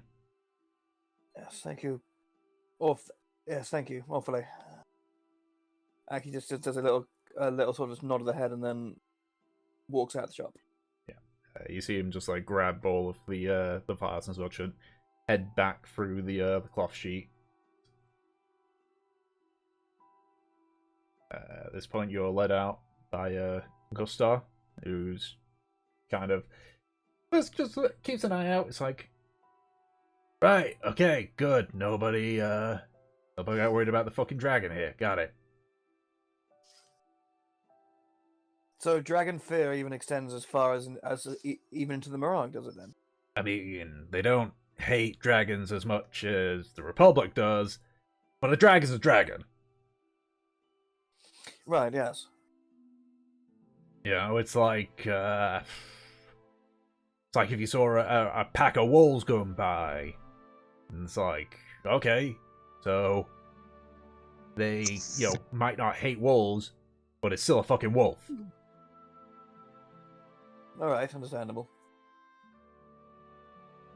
Fair enough.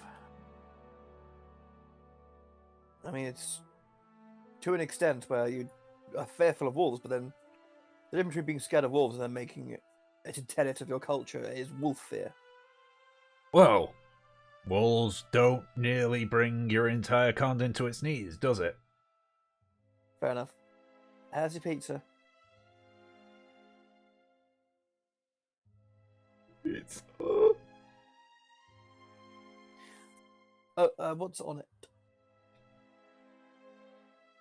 Describe it to me in as vivid terms as you can.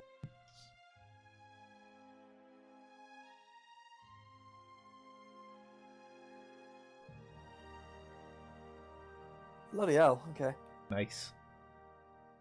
Sounds excellent. Okay. Anyway, yeah. I think. Wait. So what did Gustav just say? He just basically said that essentially, I don't think he actually even said anything else. I'm trying to thought already. Because pizza. Do I have any pizza? Well, he's thinking about that. Dragon continent fear.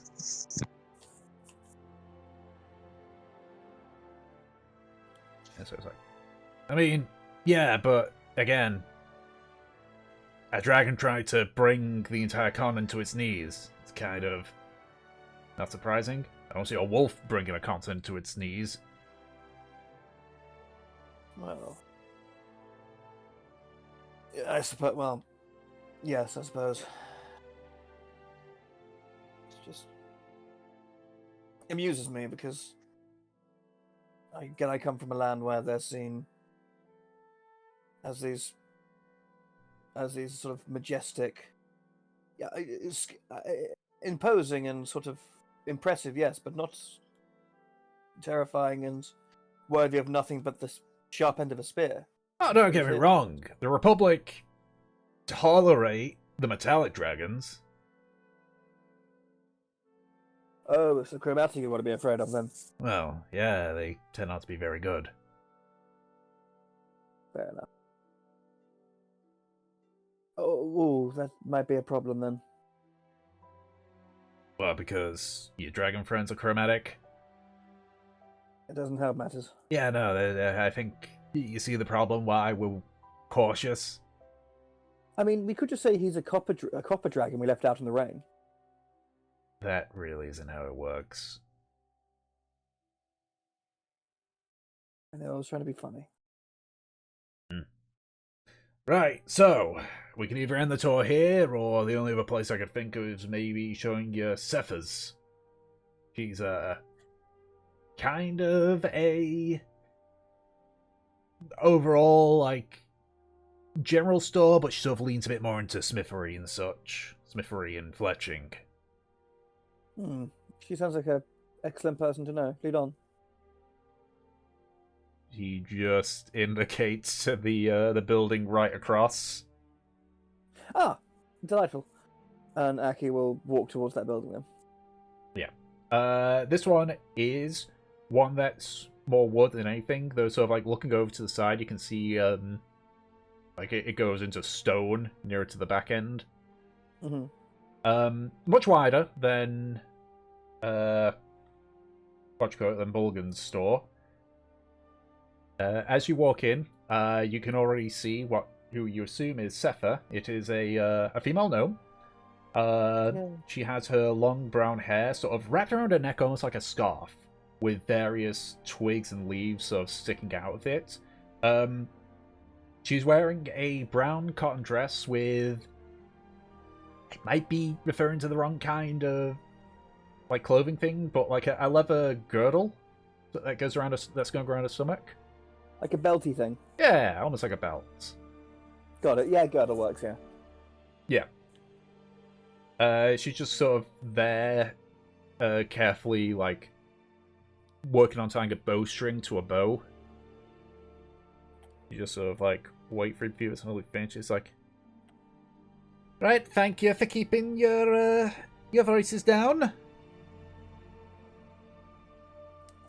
Gusta? You're welcome. Sepha? You, what, you broke something again? Do you need, like, your shield strap repaired, or...? No. Newcomers. Just showing them around. Best I can. Best you can. Well, hello! Welcome! As Gusta said, my name's Sepha. And, this is my place. Well, delightful to meet you, Sepha. My name's Acris Gaventore. These are my companions, the Telaria. We're here for... We'll be spending a while in your... in the very charming climes of your... oh, God damn it, Edward. Of Rhethrin, and hopefully just assisting the council with some business. But you seem to be the local sort of weapons maker, bowmaster, sort of general proprietor and vendor of hunting aids, shall we say? You'd be most of it right. Everyone here knows how to do what they need to do. I just kind of make it my speciality. You know, it's like Blip over there. Have you met Blip? Yes, we have. A delightful fellow. Lovely girl. She, for example, is better at looking after animals. So she could, in theory, do some fletching and some alchemy, like, but that's Bulgan's taken over that. Assume. Have you? Yeah, they've seen Bulgan. Good. And I just enjoyed making things, so the plant singer decided to make me our sort of main go-to smith for anything big. Ah, delightful. Well, if we need anything doing, I think we'll let you know. Some of her weapons and some of the things she's made, is it like around the shop? It doesn't look like it, actually. The building's not as like long as Bulgan's is. Okay. It is mostly just like a small bit. You can see like a few bits of wood and a few tools that sort of strewn about on shelves. But the only sort of weapon appears to be the bow that she's currently like at this point sort of like sanding down a bit. Okay. So, yeah, because well, in that case, you wouldn't happen to have any sort of weapons or armor for sale at the moment, do you? Or is it all custom ordered? It's made to order. Made to order. Ah, fair enough. Speaking of Gustar, Yeah? you won't happen to be willing to deliver the bow, or No. all right? Why is he delivering it to the bowels of the... No, it's just Gusta only likes to stay within his duties unless the inner circle tells him to. Understandable, I suppose. But no, I've got to know. I mean, I keep a surplus of arrows, but beyond that, no, it's mostly if they need something and somebody's too busy, then that's when I come in. Great. I don't think I need anything at the moment from you. But you're sort of a very useful person to know while we're here. So, sort of, it does strike me as curious. So essentially, the society in the Muradon tribe is very homogenous, I take it. So you can essentially your entire families have been within the confines of the Muradon for centuries, I imagine. Well, I've been here quite a while. I think when I came around, it was about half and half. Okay, interesting. Half of it were people that had been here for a while, and half of it had been people coming in. I think now it's more leaning towards people that were born in the tribe. Thomas would know. He's probably been here the longest outside of leader. Well, I mean, in all fairness, you are quite hard to get to. Of course. It took us the most arduous week of my life to reach this place. A week? That's faster than most. We had some help. That would explain it. Two huntress ladies and a giant snake helped us out. A giant? Right. And huntresses? Good to speak up. They're referring to the Vila. Oh, right. Do I recognize the name Vila? Make a history or nature check. Okay. I think it's the same skill, so... Oh no, I'm proficient in history, actually. Bing. 7, fuck. You have no idea. I thought it might have been a lore thing he picked up from Druid school. Well, if it did, your memory eludes you. Son of a bee. Okay.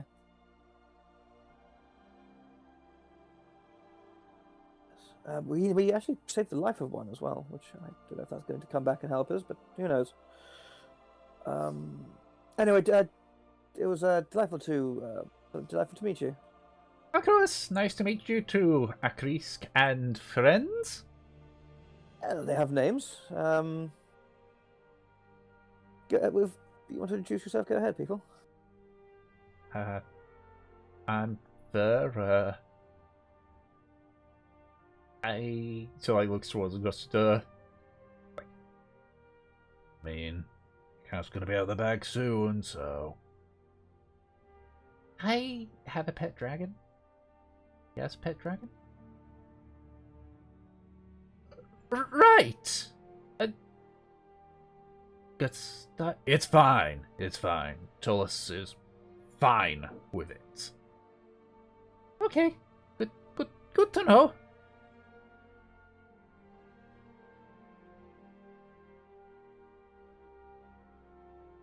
Anyone else introducing themselves or no? I know, obviously, Peach is eating, so... Yeah. Is it from Domino's or like a local place? No, I made it. You met? Oh, nice. Yeah. Hell yeah. Mevelair. I don't have anything quite as shocking, so, you know. To be fair, I think I'd prefer that.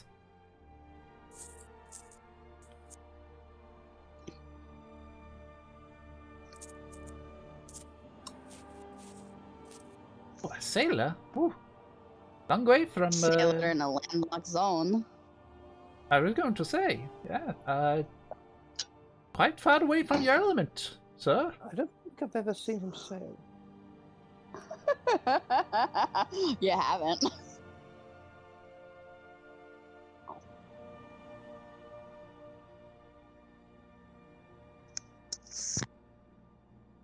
Well, good to know, good to know. Well, it's been lovely to meet you all then. Likewise, look after yourself, won't you? I always do, I always do. And then Aki will walk back out of the shop. Alrighty. So it's a small place, isn't it? Yep. Fair enough. Because it has a vibe of just like a little like farming. Mm-hmm. Fair enough. Alrighty. As you all sort of walk out of the shop, Gasser just like, claps his hand together. It's like, right, and that's the important areas. One more important area. You see that part? So like, he doesn't even like he just points to a bit where the vines are like curved to the left. Yeah. See that bit there? Mm-hmm. There is water over there in case y'all need a drink, a shower, anything. That's the only supply of water for the whole village. There's a lot of space back there. Well, fair enough then. All right. There's just a bunch of naked people there bathing. Hell yeah. I mean, do we want to have a quick quick technical bathhouse episode? They're all eating each For fuck's sake. other. Yeah, exactly. You want to clean your food before. Sure. Fucking. Listen, you laugh, but I mean, I did kind of think like, how are you guys getting food? But then, like, I guess they farm and have sheep and stuff. That makes sense. no shit. They live in a jungle. They're druids. They can literally make food. They So have can the druids who are plant cannibals. So the druids Fucking- who are cannibals. Okay, you know why they're cannibals? They eat their dead. Oh, it's like a religious thing. Yes, it's Fair a enough. religious thing. Fair enough. They aren't just straight up eating people. Yes, it's a Martian funeral. Thank you. Fuck Oh. you, Kinling. You got my reference. Someone's read Stranger in a Strange Land. I love Stranger in a Strange Land. I'm obsessed. Even the bit where like 2/3 of the way through it turns into a sex cult for no reason. Yes. So, yes, Martian funerals, fantastic. They are a real thing, by the way. Have you ever used the word grok in a sentence? No. Just checking. But yeah. These are the things I know about Stranger in a Strange Land. Okay. So, anyways, yeah, at the mention of like taking a shower or whatever, Mev is like, I'm going over sad. All right. Left side is for taking a shower. To the right is if you want to be washing, and a little bit to the right of that is if you want to just refill your water skins and such. I'm surprised you let me in with how I smell. I absolutely need one as well. Look, you've been going through the jungle, and I know what happens when you go through the jungle. Mev just kind of stretches, rolls her shoulders, and she's gonna start heading there. But yeah, so Aki goes in the same direction. You piss yourself. You just go ahead and assume that Aki is at some level of pissing himself at all times. Not necessarily a limit, just common courtesy.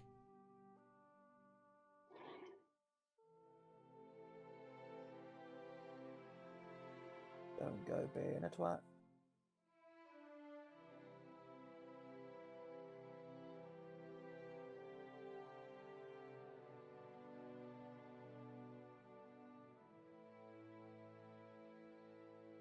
Oh, wait.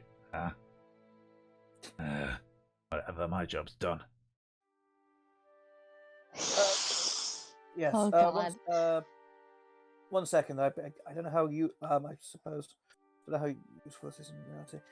Here you go for a job well done, Gusta. And he hands. He gives Gusta a gold. He just kind of like looks almost insulted. I don't get any need for that. Oh, of course. He lives here.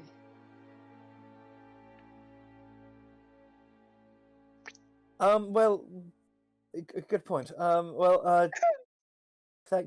Thank you for an excellent tour. We will. Thank you. I need a shower, and he just starts. It's he just giving runs off. Nemesis speaking Sylvan to a centaur.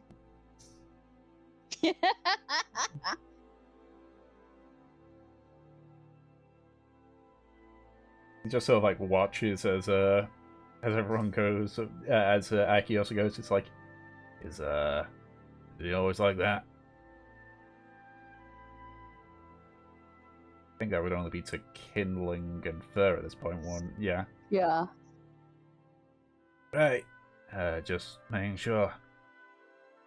Alrighty, well, enjoy yourself. Don't bother the locals too much. And if someone tells you to speak at us once, you drop everything.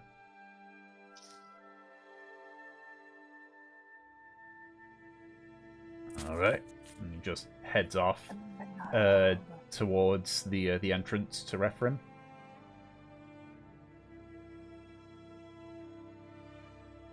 Alrighty, so Sorry, can I ask? I think like shoot back to the beginning of the session.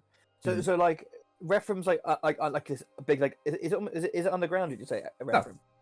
no, it's not. It's Oh, not. okay, It's so- not underground now. So it's just like a big sort of forest clearing, basically. Yeah, it's a forest clearing with one like massive tree that towers over all the others in the middle. Oh, okay, fair enough.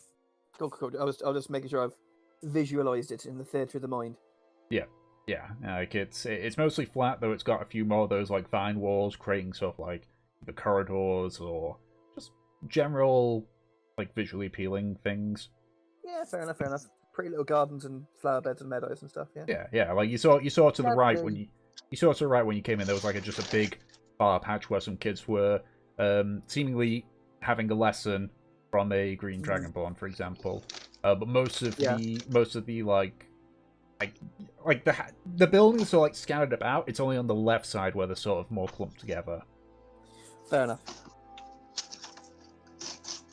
But Hold on. Can I have a change of clothes? No, nothing. I think if I had a change of clothes. I don't.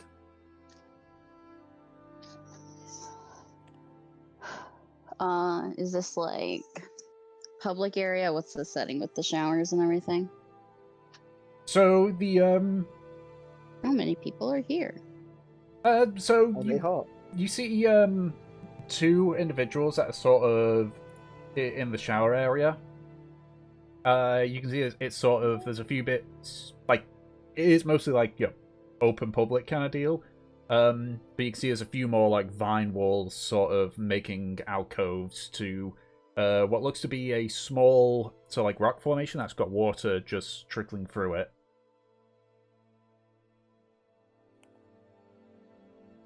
Okay. Did you say if other people are bathing right now?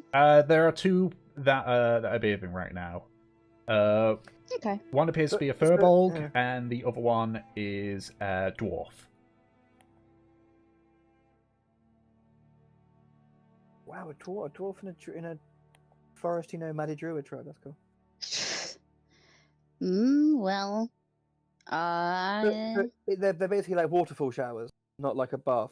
Yeah, I mean, there is one that goes into sort of like almost like a pond, which is where the dwarf and Furbolg are sort of just bathing in. Fair enough.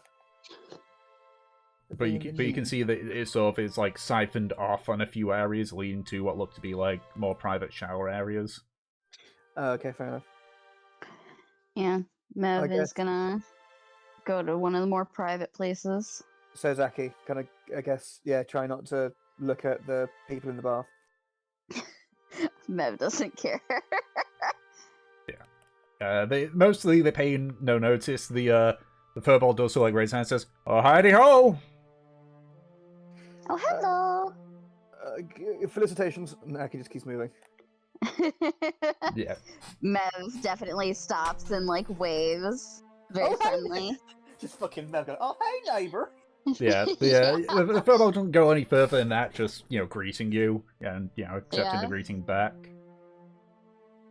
Also, Mev, also, not gonna lie, Mev comes across as a character who does not give a shit about being naked. Nope. She does not. Okay, fair enough. She just figures that it's more polite. That's fair enough. Okay. They're submerged under the water. No, I meant Yeah, about like her, but- I meant more like herself being naked. Yeah. Ah. Like her just blatantly stripping in public and everything. She doesn't know if that's appropriate, so therefore, she will do that privately. Mhm. Yeah, so lucky, but because he's a prim and proper gentleman. Is Havelock coming along? I imagine Havelot's already taken off his clothes like before he got there. Havelock's just stripping, running towards the water. Flapping about in the breeze, yeah.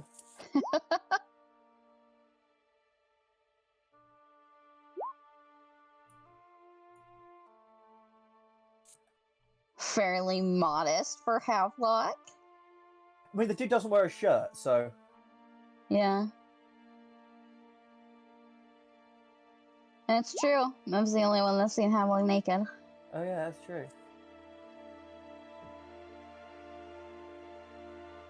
Is he diving in though?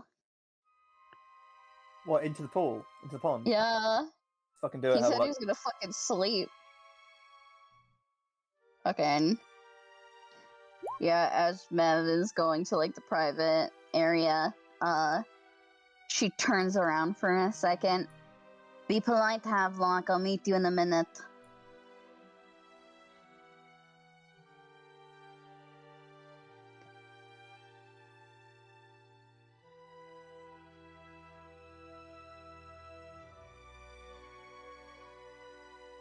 She doesn't look surprised, but she shakes her head a little bit. You should at least wash yourself first.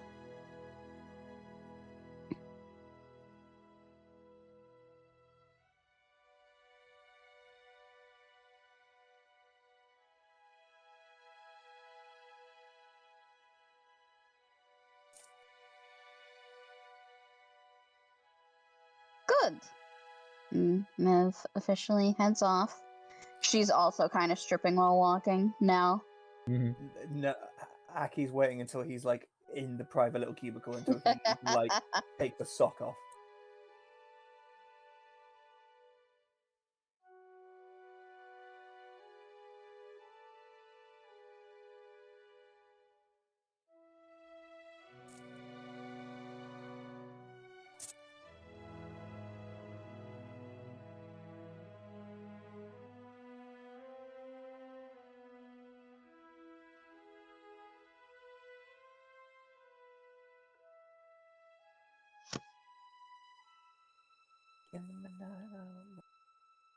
You get so floofy.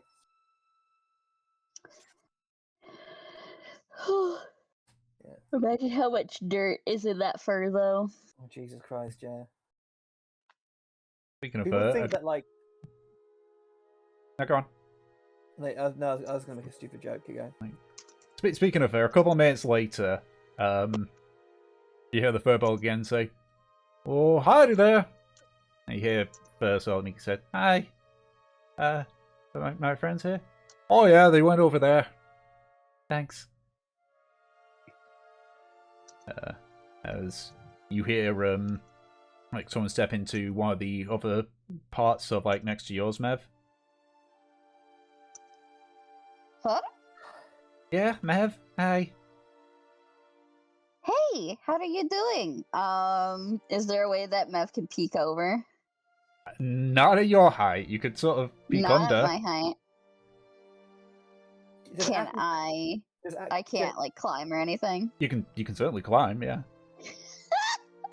Fucking I'm gonna gremlin. try to climb. Okay. Make an athletics or acrobatics check. Oh my god.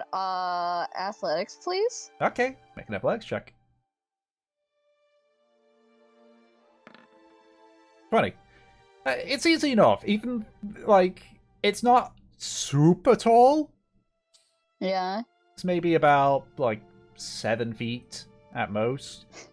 So you're sort of able to sort of essentially wall run up. Oh, she fucking just puts her arms on the other end of the wall and peeks her head out. Hello. Yep. You see for so like midway through taking a jacket, I was like, hi. Do you want me to look away? Should I look away?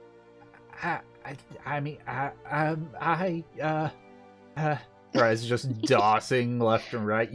She seems very unsure. Hey, I'm not shy about that, but if you are, I totally respect that.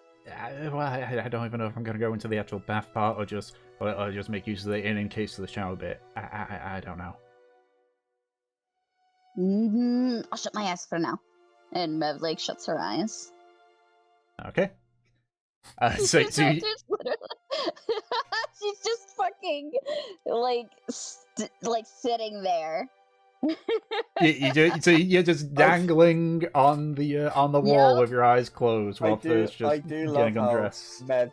I do love how Mev basically pulled a personal by yourself, handsome thing to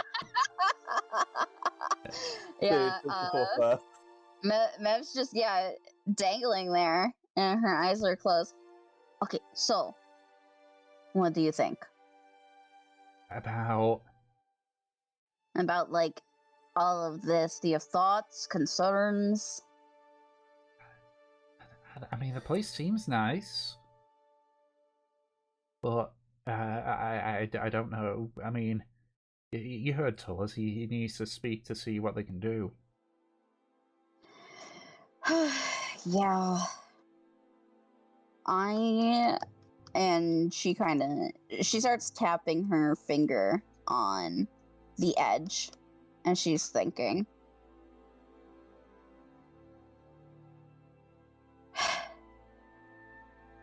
I don't know. They seem resistant. You know? Yeah, no. I can't exactly blame them, but if there's resistance, then they're less likely to help us too. Yeah. I mean, what about you? What about you and everyone else? Well, I can't really speak for everyone else about, like... You mean about what I think about this place? Now, what you think about this place, and you know, you guys were the ones that suggested that, hey, maybe the people here be able to help me, but like, you think that's different now? Well, I think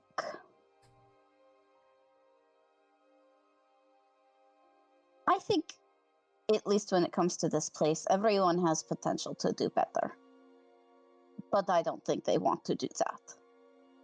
So, I kind of don't really like them. She gives a small shrug. As for you,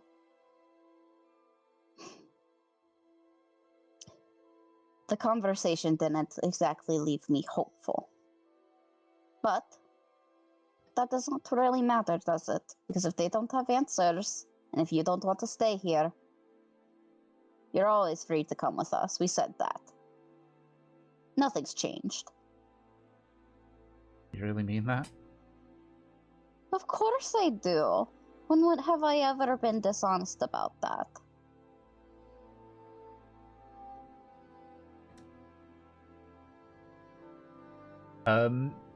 You sort of feel the vine wall sort of not so much like shudder, but you feel like something sort of like push against it, and you sort of feel like an arm sort of like wrap around you in the form of a hug.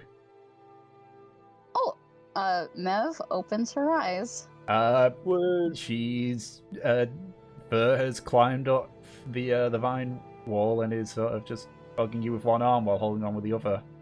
Naked hugs. You know, at this rate, we could just bathe together.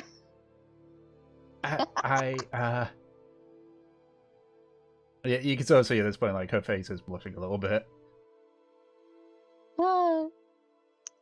She, with like one free arm, gives her a little squeeze. Seriously, if they don't have answers, don't worry about it. I know it's not exactly the most fortunate, but you're welcome with us, and we can look somewhere else. This isn't where the journey ends. Thanks, it means a lot to hear that. Of course. She sort I'm of, always here for you. she just gives you another, like, squeeze of the hug before dropping down. Yeah, Mev will drop down as well at that point. Alright. We're gonna wash up and, I don't know. Do you think the water is shallow enough to stand in? I wasn't really paying attention. Could always ask the dwarf that's there. He's about as tall as me, so... That's right. Alright, I'll ask him. If so, I might be willing to swim around a little bit. Mev, who can't swim. Mhm. But we'll try for cute Goblin Girl. Alright. Mev will start washing up. Get out all of her little hair products. Mm-hmm. So are you actually, like, going into the pond part, or are you just using the stream waterfall thing? She's using the waterfall first. Okay. She'll go and join Havelock after, but she makes sure to, like, actually, like, wash herself. Mm-hmm. Tom, Yes?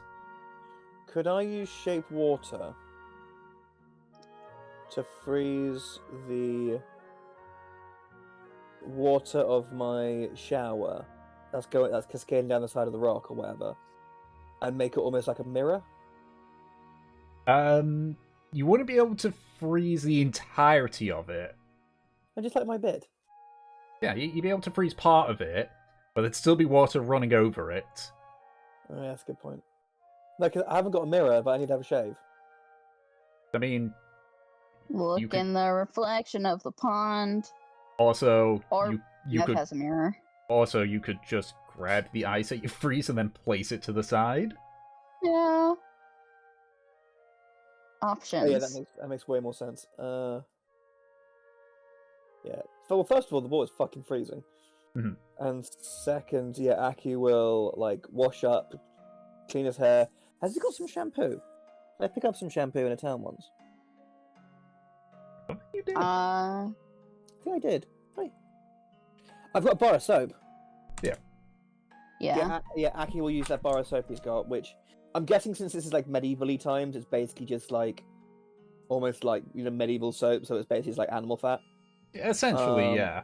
I mean, it's obviously because it's got a few fancy elements in there. It does have like some things that are put in there that Yeah. make it less than that. But yeah, no, it is mostly animal fatty with a few like ground up herbs that have been put into it too. I mean, yeah, that's pretty much what soap was before modern times. Mhm.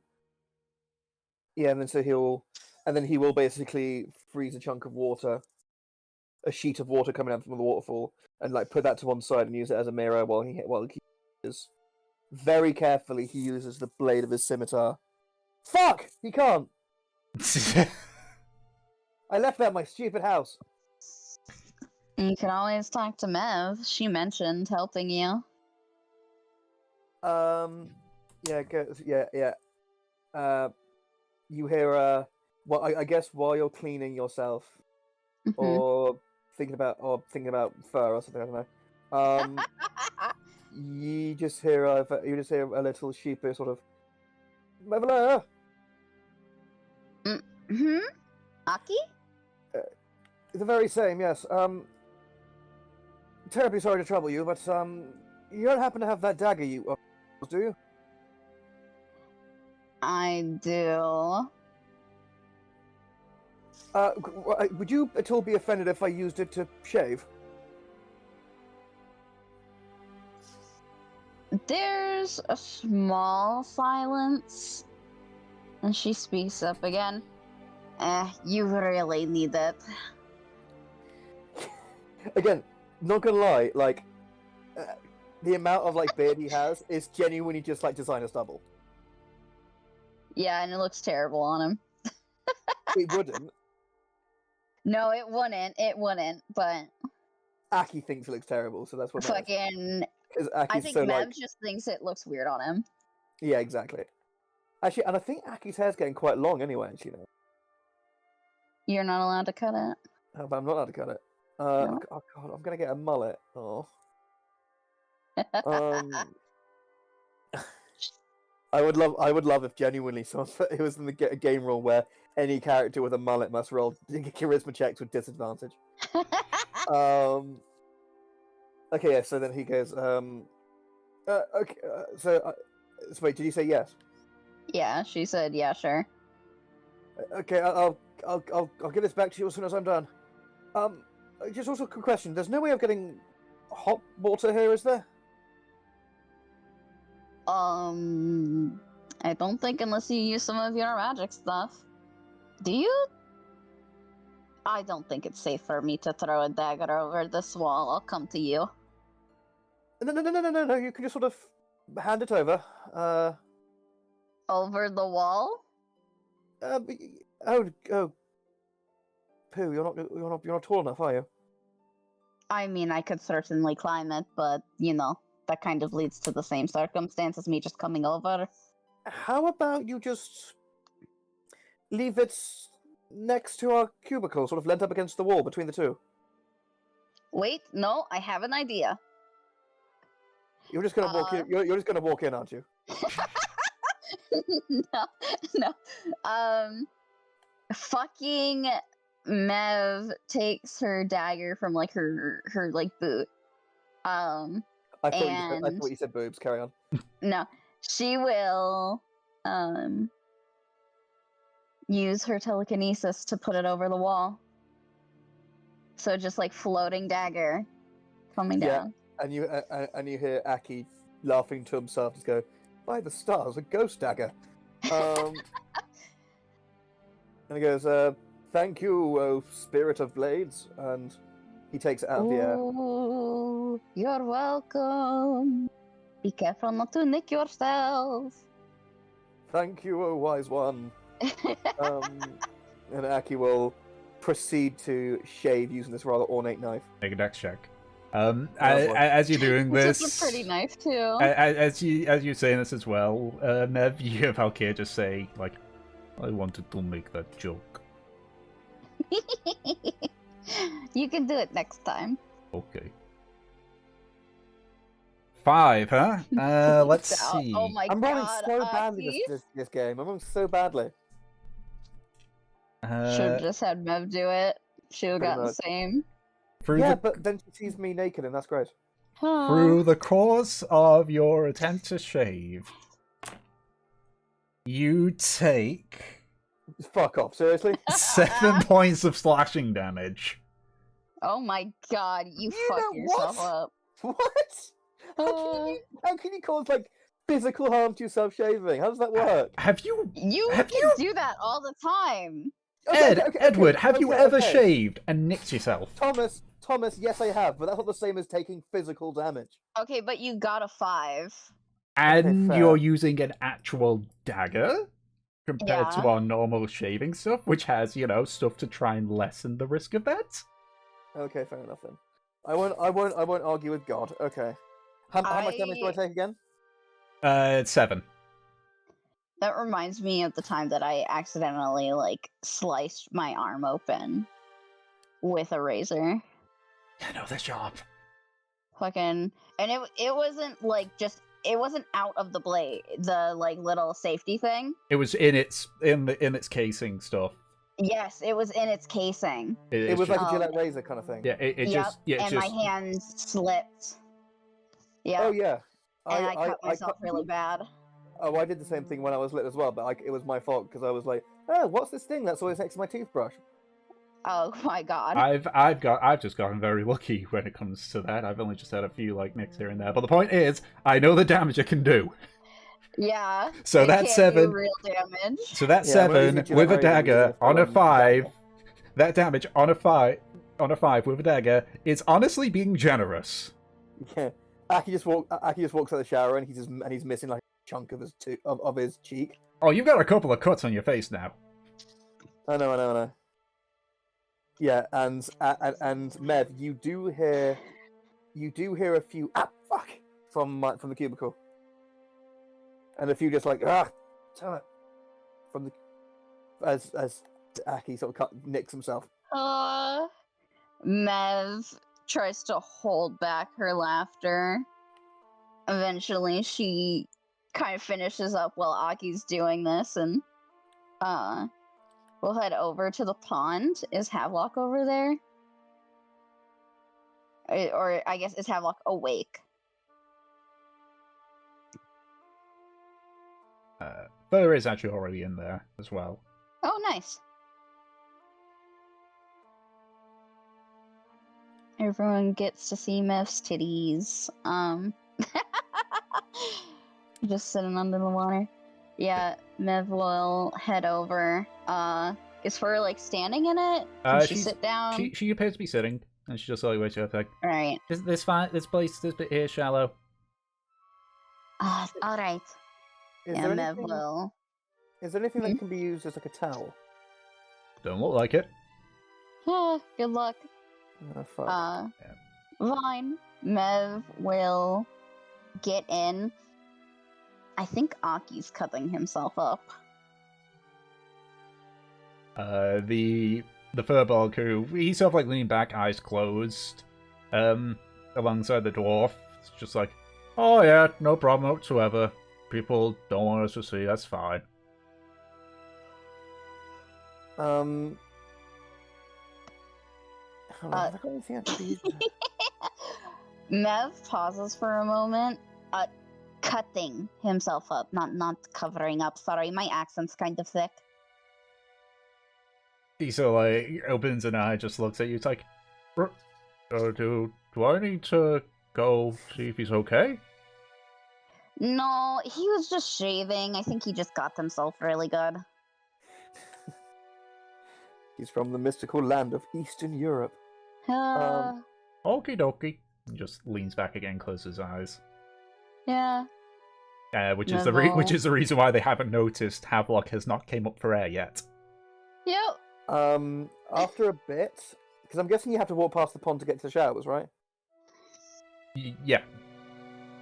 After a bit, you do see Aki, a rather cold, shivery-looking Aki, with holding a bundle of his clothes under his arm, using his rather horrible stained looking shirt as a towel that he's wrapped around himself. That one scene in the In-Betweeners. What do you mean? Was there anything in between? There was a scene in the In-Betweeners where I think one of the characters got their pants torn, so he had to borrow his friend's shirt. Oh as yeah, naked that sounds pants. about right. Yeah. Hello. Yes, hello. And Aki's literally fully shielding half of his face, so he doesn't see. And He goes, okay, I'm going back to my, I'm going back to the, to my cottage. Are we going to be meeting for dinner and perchance a sort of sit rep and a game plan look over? That was the plan. Do you want to come, like, sit down and hang out with us?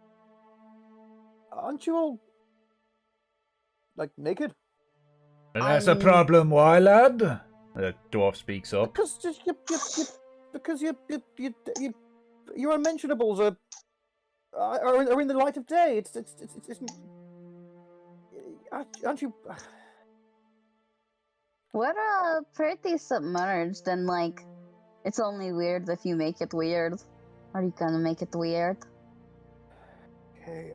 You can hear the impishness in her voice. Look, if you Okay, don't want to, if you don't want us to see a bit, we'll keep our eyes closed, just like we did with the little lass over here. Sort of point. He's off a bit, but you assume he's pointing towards fur. Mess Yeah. just fucking eyes have been open the whole time in the pond. Like Aki, like during this bit, Aki is sort of like picking occasionally, like split second, like eye contact, like beaming it, like trying to beam as hard as he can, like focus on eyes, basically. You're not gonna fucking get that. What? Oh, sorry. And Aki just goes, you know, fine. And it would be weird and impudent for me not to. And you know, when in I don't know, when in Jihan, I suppose. And Woo! Aki kind of like just like in his towel sort of like goes like around the sides of the pool. And then sort of like puts his clothes down, and then basically says like, okay, can you look away for a second, please? Mev looks up at the sky. Thank you. And Aki will just sort of wrap up the shirt that was covering his unmentionables, and then just sort of while cupping his unmentionables at the same time as he walks over to the pool, will just slip in. Oh. He is looking fairly sort of like awkward and out of place, I will say. But he's sort of like saying like, so what do we do now? We're just relaxing, hanging out. Mev brings her eyes kind of back down. Yeah, Aki is basically just looking straight forward, trying not to make eye contact with anyone. Hey, is it okay if we actually look around a bit? Like, you decently covered under the water, I guess. Yes, you can. Yes. Good. And he looks right at you and just like, wow, I'm kidding. I'm cutting himself. See, I told you. Aki, I said I could help. I wanted some peace and quiet, thank you. It was fine. I've got less beard hair. This'll heal over in the night, won't it? You got less beard hair, but you got more blood replacing it. Yeah. It's fine. I didn't. Here. Mev scoots a little bit to the edge and looks through her bag. She's gonna take out some lotion, hand it to Aki. Here, put this on. Aki sort of like feels out for the hand, not looking, and then just like takes and then just takes like a very like quick glance to see, maybe catches like a split second of boob, and then sort of like takes it. And then takes it from you. Gasp. Scandalous. And then just starts to sort of just focus and sort of like just focus on using some of the lotion to rub on his face. Mev will look back to the dwarf and the furbolg. I don't think I've gotten your names. I'm Mevalair. Godric, the dwarf speaks up. Oh, my name's Feeny. Nice to meet you too. We are kind of newcomers. Oh, I've been hearing about new people coming in? Yes, it's it's. I'm the. Am I the technical sort of executive in charge of us? I suppose. Is that how this works? He's kind of our leader. It's in name, I suppose. I delighted to meet you, and even in these circumstances. My name is Acris Gaventore. I've travelled from a long way away to hopefully figure out some answers that maybe the Muradon could help me with. Didn't quite know all about what Muradon were like, but I knew that they were druids, and they may have known certain aspects of things I need help with. What How an do you do? introduction for sitting in a pond. I'm oddly a little bit tense, thank you. I'm not good with this sort of thing. Point is, we came here for a bunch of complicated shit, you know? Oh yeah, no. Totally understand. And how about you, dear fellow? Were you born into the tribe, or were you a new arrival like us one day? Well, I'm one of the, I guess, arrivals. Feeny here. Crazy bastard lived in the jungle. By Well, himself? you know. Yeah, I thought it'd be a good place, and then, ran across the hut. Seemed like a nice place, so let me stay. Okay. I love him.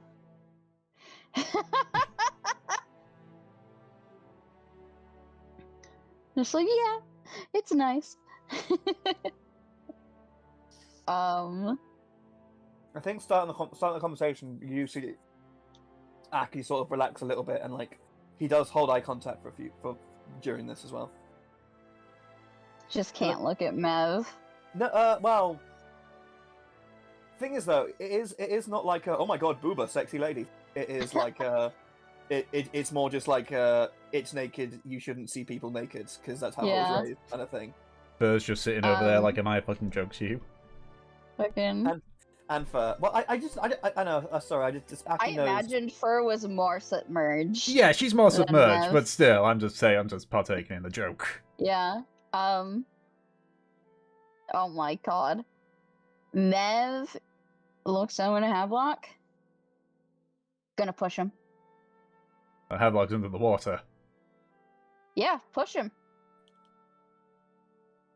I can kick him with my feet. So that he fucking gets up. Do you want me to fucking do a strength to see how much it hurts? I'll kick you. Where is he in the water?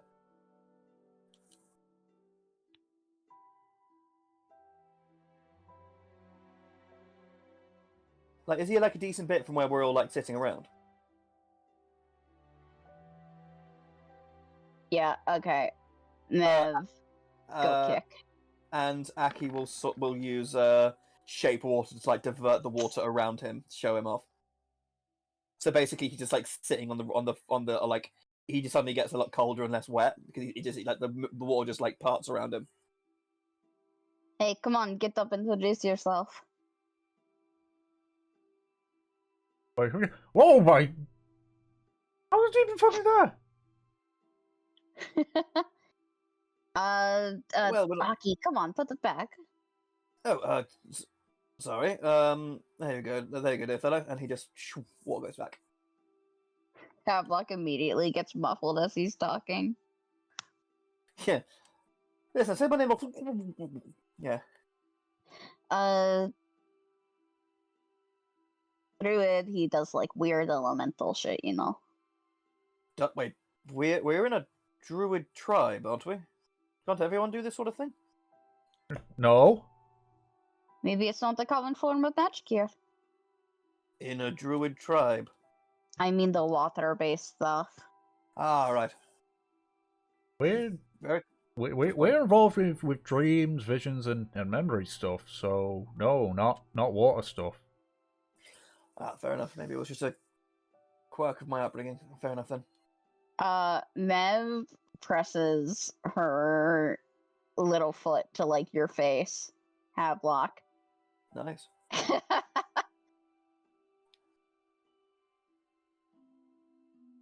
Oh my god. Give him a suck. Yeah. I Fucking. Yeah, hard gonna enough for say- damage. Maybe a broken toenail. Just to be annoying. I was gonna kick you again and then go away. He bit me! Yes, he's there. The Havelocks are a temperamental odd beast, yes. Oh, so that's what your friend's name is, Havelock. Yes, he's kind of a water fiend.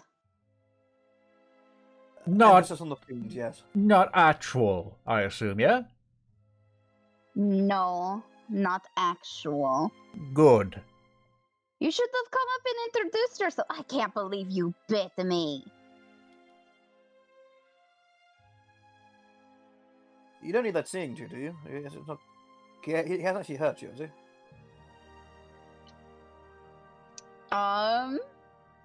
he? You can see kind of the calculation in Mev's head about a couple of things.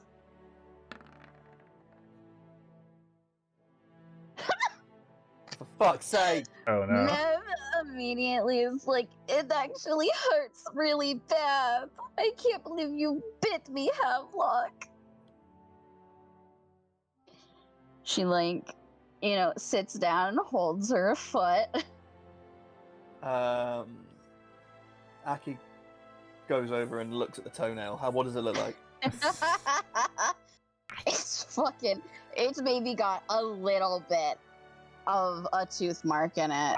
Nothing else. I was gonna say, I don't think you even need to Aki- roll medicine for that. Aki kind of just goes like, oh god, I think he might have hit a blood vessel. I need to hold on, I need to have a closer look. Do you mind if I? Oh my Do you god! mind if I have a look at it? Yeah, Mev's just kind of playing it up, and she's like, okay. And then Aki goes, Suddenly, Mev being naked does not matter. yeah. Well, to be fair, Aki's kind of gotten over himself at this point. He's kind of realised, like, when in Rome.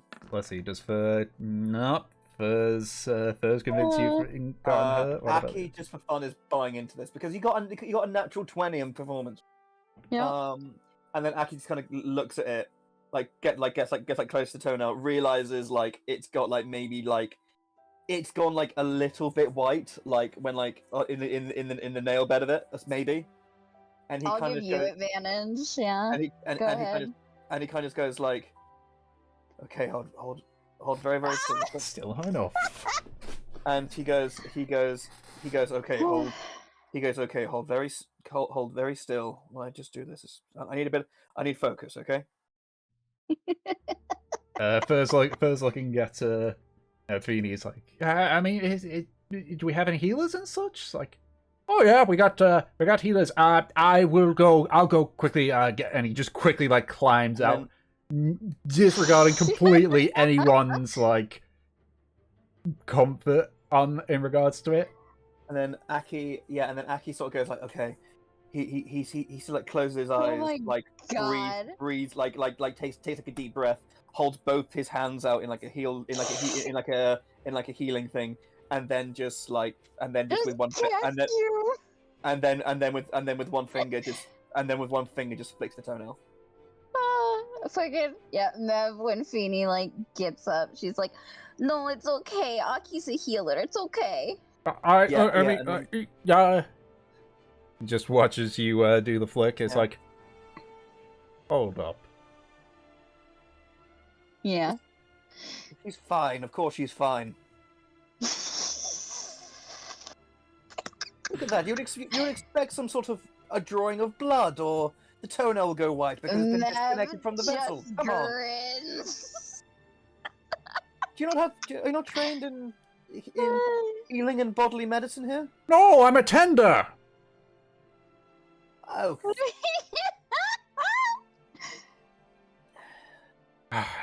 Well, I'm up Yeah, already. she looks so evil right now. Well, I. yeah. Aki sort of just like goes back to where he was sitting. There's a little shakeboard to make a bit of it splash in her face and sits back down. Well, since I'm Hasn't up, I'll leave you to it.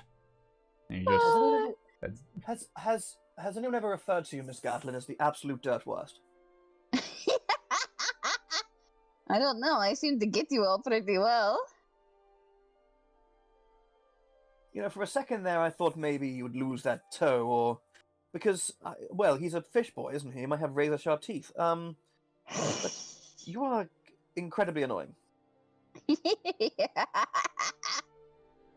Listen, I'm just a wonderful actress. Also, can I tell you something? And you have to keep this in confidence, okay? This is like a Mm. personal thing between you and I.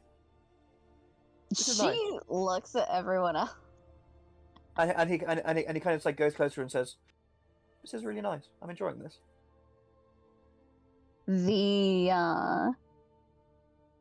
My belligerent whining or the bath? The second, but the first isn't enough of a detriment to take away from it. Yeah. Mev still has that, like, grin ear to ear as she looks at you. Also, See, it isn't so bad. You got also- over it. sorry for my sheepishness. It's just not the done thing at home, you know. I've seen like one person naked in my entire life, apart from now. Yeah? It's. She looks interested. I mentioned that stable boy I had feelings for when I was younger. That got sent Oh, away. you saw him naked?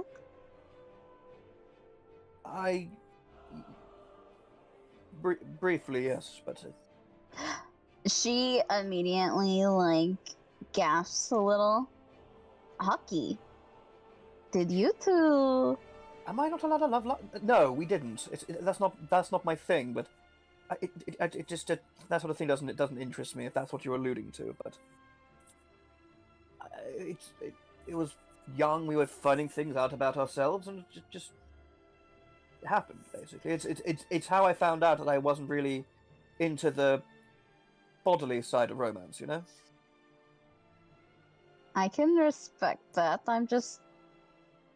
I think I'm more so surprised that you had to experiment. Well, with a life as secluded and repressed as mine when I was growing up, it's not surprising that you would sort of try out things, isn't it? I suppose so. You come from a freewheeling pirate society. I come from the complete opposite. That's true. I guess I never had to question anything about myself that way. Exactly. I mean, don't forget, I was raised to believe I was myself a hideous monster. I was the only person I knew who looked like this. I was the only person who, when he reached 14, his canines turned into tusks. So yes, I had to figure out certain things about myself because I assumed, just like my appearance, a few things about me would have been different to most people. It turned out I was correct. She nods. Well, I'm glad you've kind of gotten over your stuffiness at least. Well, I mean, you've seen Aki loosen up, but he still keeps when he's talking to you, he keeps fucking rigid eye contact still. And he's just like, well, I mean, I'm not going to pretend like your bosom isn't there, but like, it's not bothering me too much. If you aren't going to pretend, you can relax. She looks at you, and then her eyes kind of flicker down to your own chest and then up again. I don't care if you look. In fact, it makes it a little bit weirder for you to just kind of stare at me. Okay, yeah, fair enough. Yeah, and then Aki just goes. Aki just sort of like, just like flicks an eye down and goes. Okay, fair enough. And then just goes like, See, now it's not weird. fair enough. That was remarkably freeing. Thank you. The gift. The gift of being allowed to see boobs. Yeah, I know, right? But it's just That like, just shakes her head. Again, he comes from a world where basically if it was like, oh my god, did you hear so and so's boobs? It's like that would cause a stir. Yeah, a treasure. Okay. So it's just like, Actually, dude, relax. We all have naughty bits. Is like a bit of a weird breakthrough for Aki. Mev definitely looks around. Is Kindling not going to join us? Yes, where's that dear fellow? He must like with that fur, his body weight must be about 40% dirt at this. I know he doesn't seem one to like sit and chat and bathe, but Maybe he doesn't like water? Well, neither does Mev, and here she is. Yeah, but like, maybe he really doesn't like water. Would explain the smell. yeah, Mev just kind of looks around a bit more to see I if thought I saw there's him. no red fur nearby, but I don't think he's anywhere nearby. Where are you, Kindling? Booba. You're missing free Mev boobs. No. Alright. No. Okay, now this is officially like Karmora, brought to you by boobs. Okay. And this is getting a I bit think it's just super fucking funny. past PG. Okay. So yeah, Aki. When have we so yeah, ever just got- been PG? That is true. Well, Tom does say like we're a PG thing. It's like if anything naughty happens, we fade. Like It's PG-13. it's PG-13. Boobs are acceptable. Yeah, Actually, no. I would say we're an R rating. I'd say. I would say we're more 15. Yeah, PG-15, yeah. PG-18. 14, 15 plus, yeah. Yeah, because when you get into like the actual like in detail stuff, that's when it's sex scene. That's because that's when it starts going into our territory. Yeah, exactly. This is just like it's still fairly tame. Yeah, I mean we're not even going into like vivid detail about it all. It's just take glance some tits. Okay. Yeah. You see that all the time in like PG-13 comedies. Yeah. Pretty much, yeah. Yeah, if Kindling's not around, I was just gonna hang out for a little while. Seems like she's relaxing in the shallow pond. Yeah, Aki kind of just like you see Aki kind of just you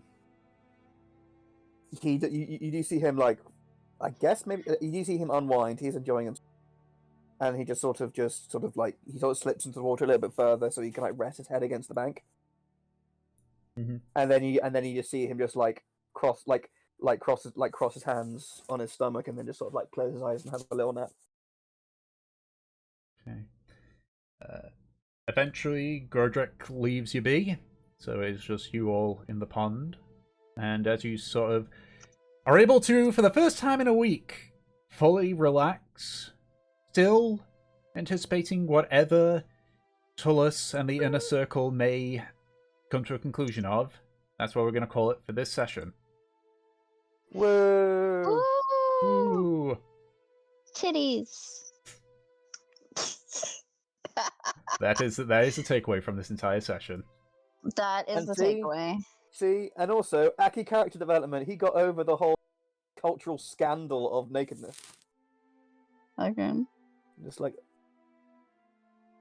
Imagine though being in like this like public spring setting and because you're so nervous about staring at someone's tits, you just stare intensely at them. Is that not creepy? Yeah, it's a I bit think creepy. that's more creepy than glancing at someone's boobs. It is. It is. I mean, it wasn't like a it wasn't like prolonged eye contact. It was more just like. It was more just like. It was more just like he would look around and like do other like focus on other things. But whenever he was like looking at you, he would look just straight at your face. Fucking, which again is still weird. It is weird, but also he's an awkward dude. Yeah. Too much, dude. You look like you're trying too hard, which makes you more suspicious. Yeah, he is because in his super like posh boy mind, it's like I'm being kind and like proper by making sure they know that I'm not looking at nakedness. Meanwhile, a normal person's like, this guy is trying way too hard. I don't feel very safe. Yeah, exactly. But I think you know Aki well enough where it's like Yeah. he would do literally nothing except stammer and then ramble. Fucking. I love that. I can't believe Kindling missed that.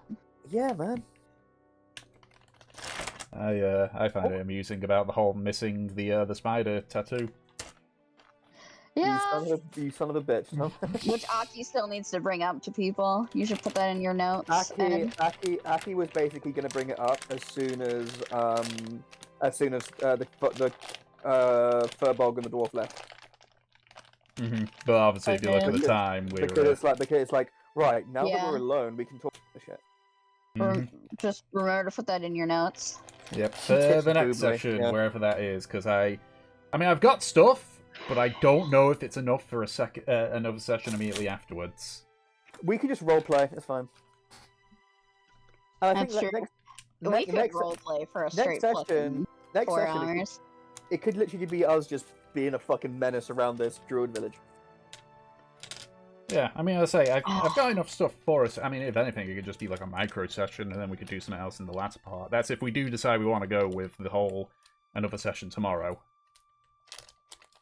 Well, I mean, that was literally just like an idea I threw out because I feel bad for like being the main reason we missed a load of sessions in January.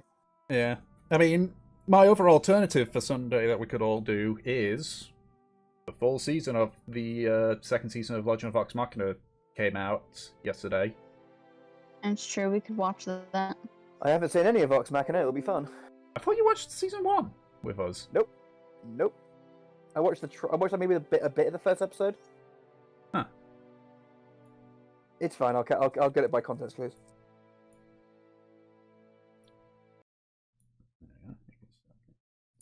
And that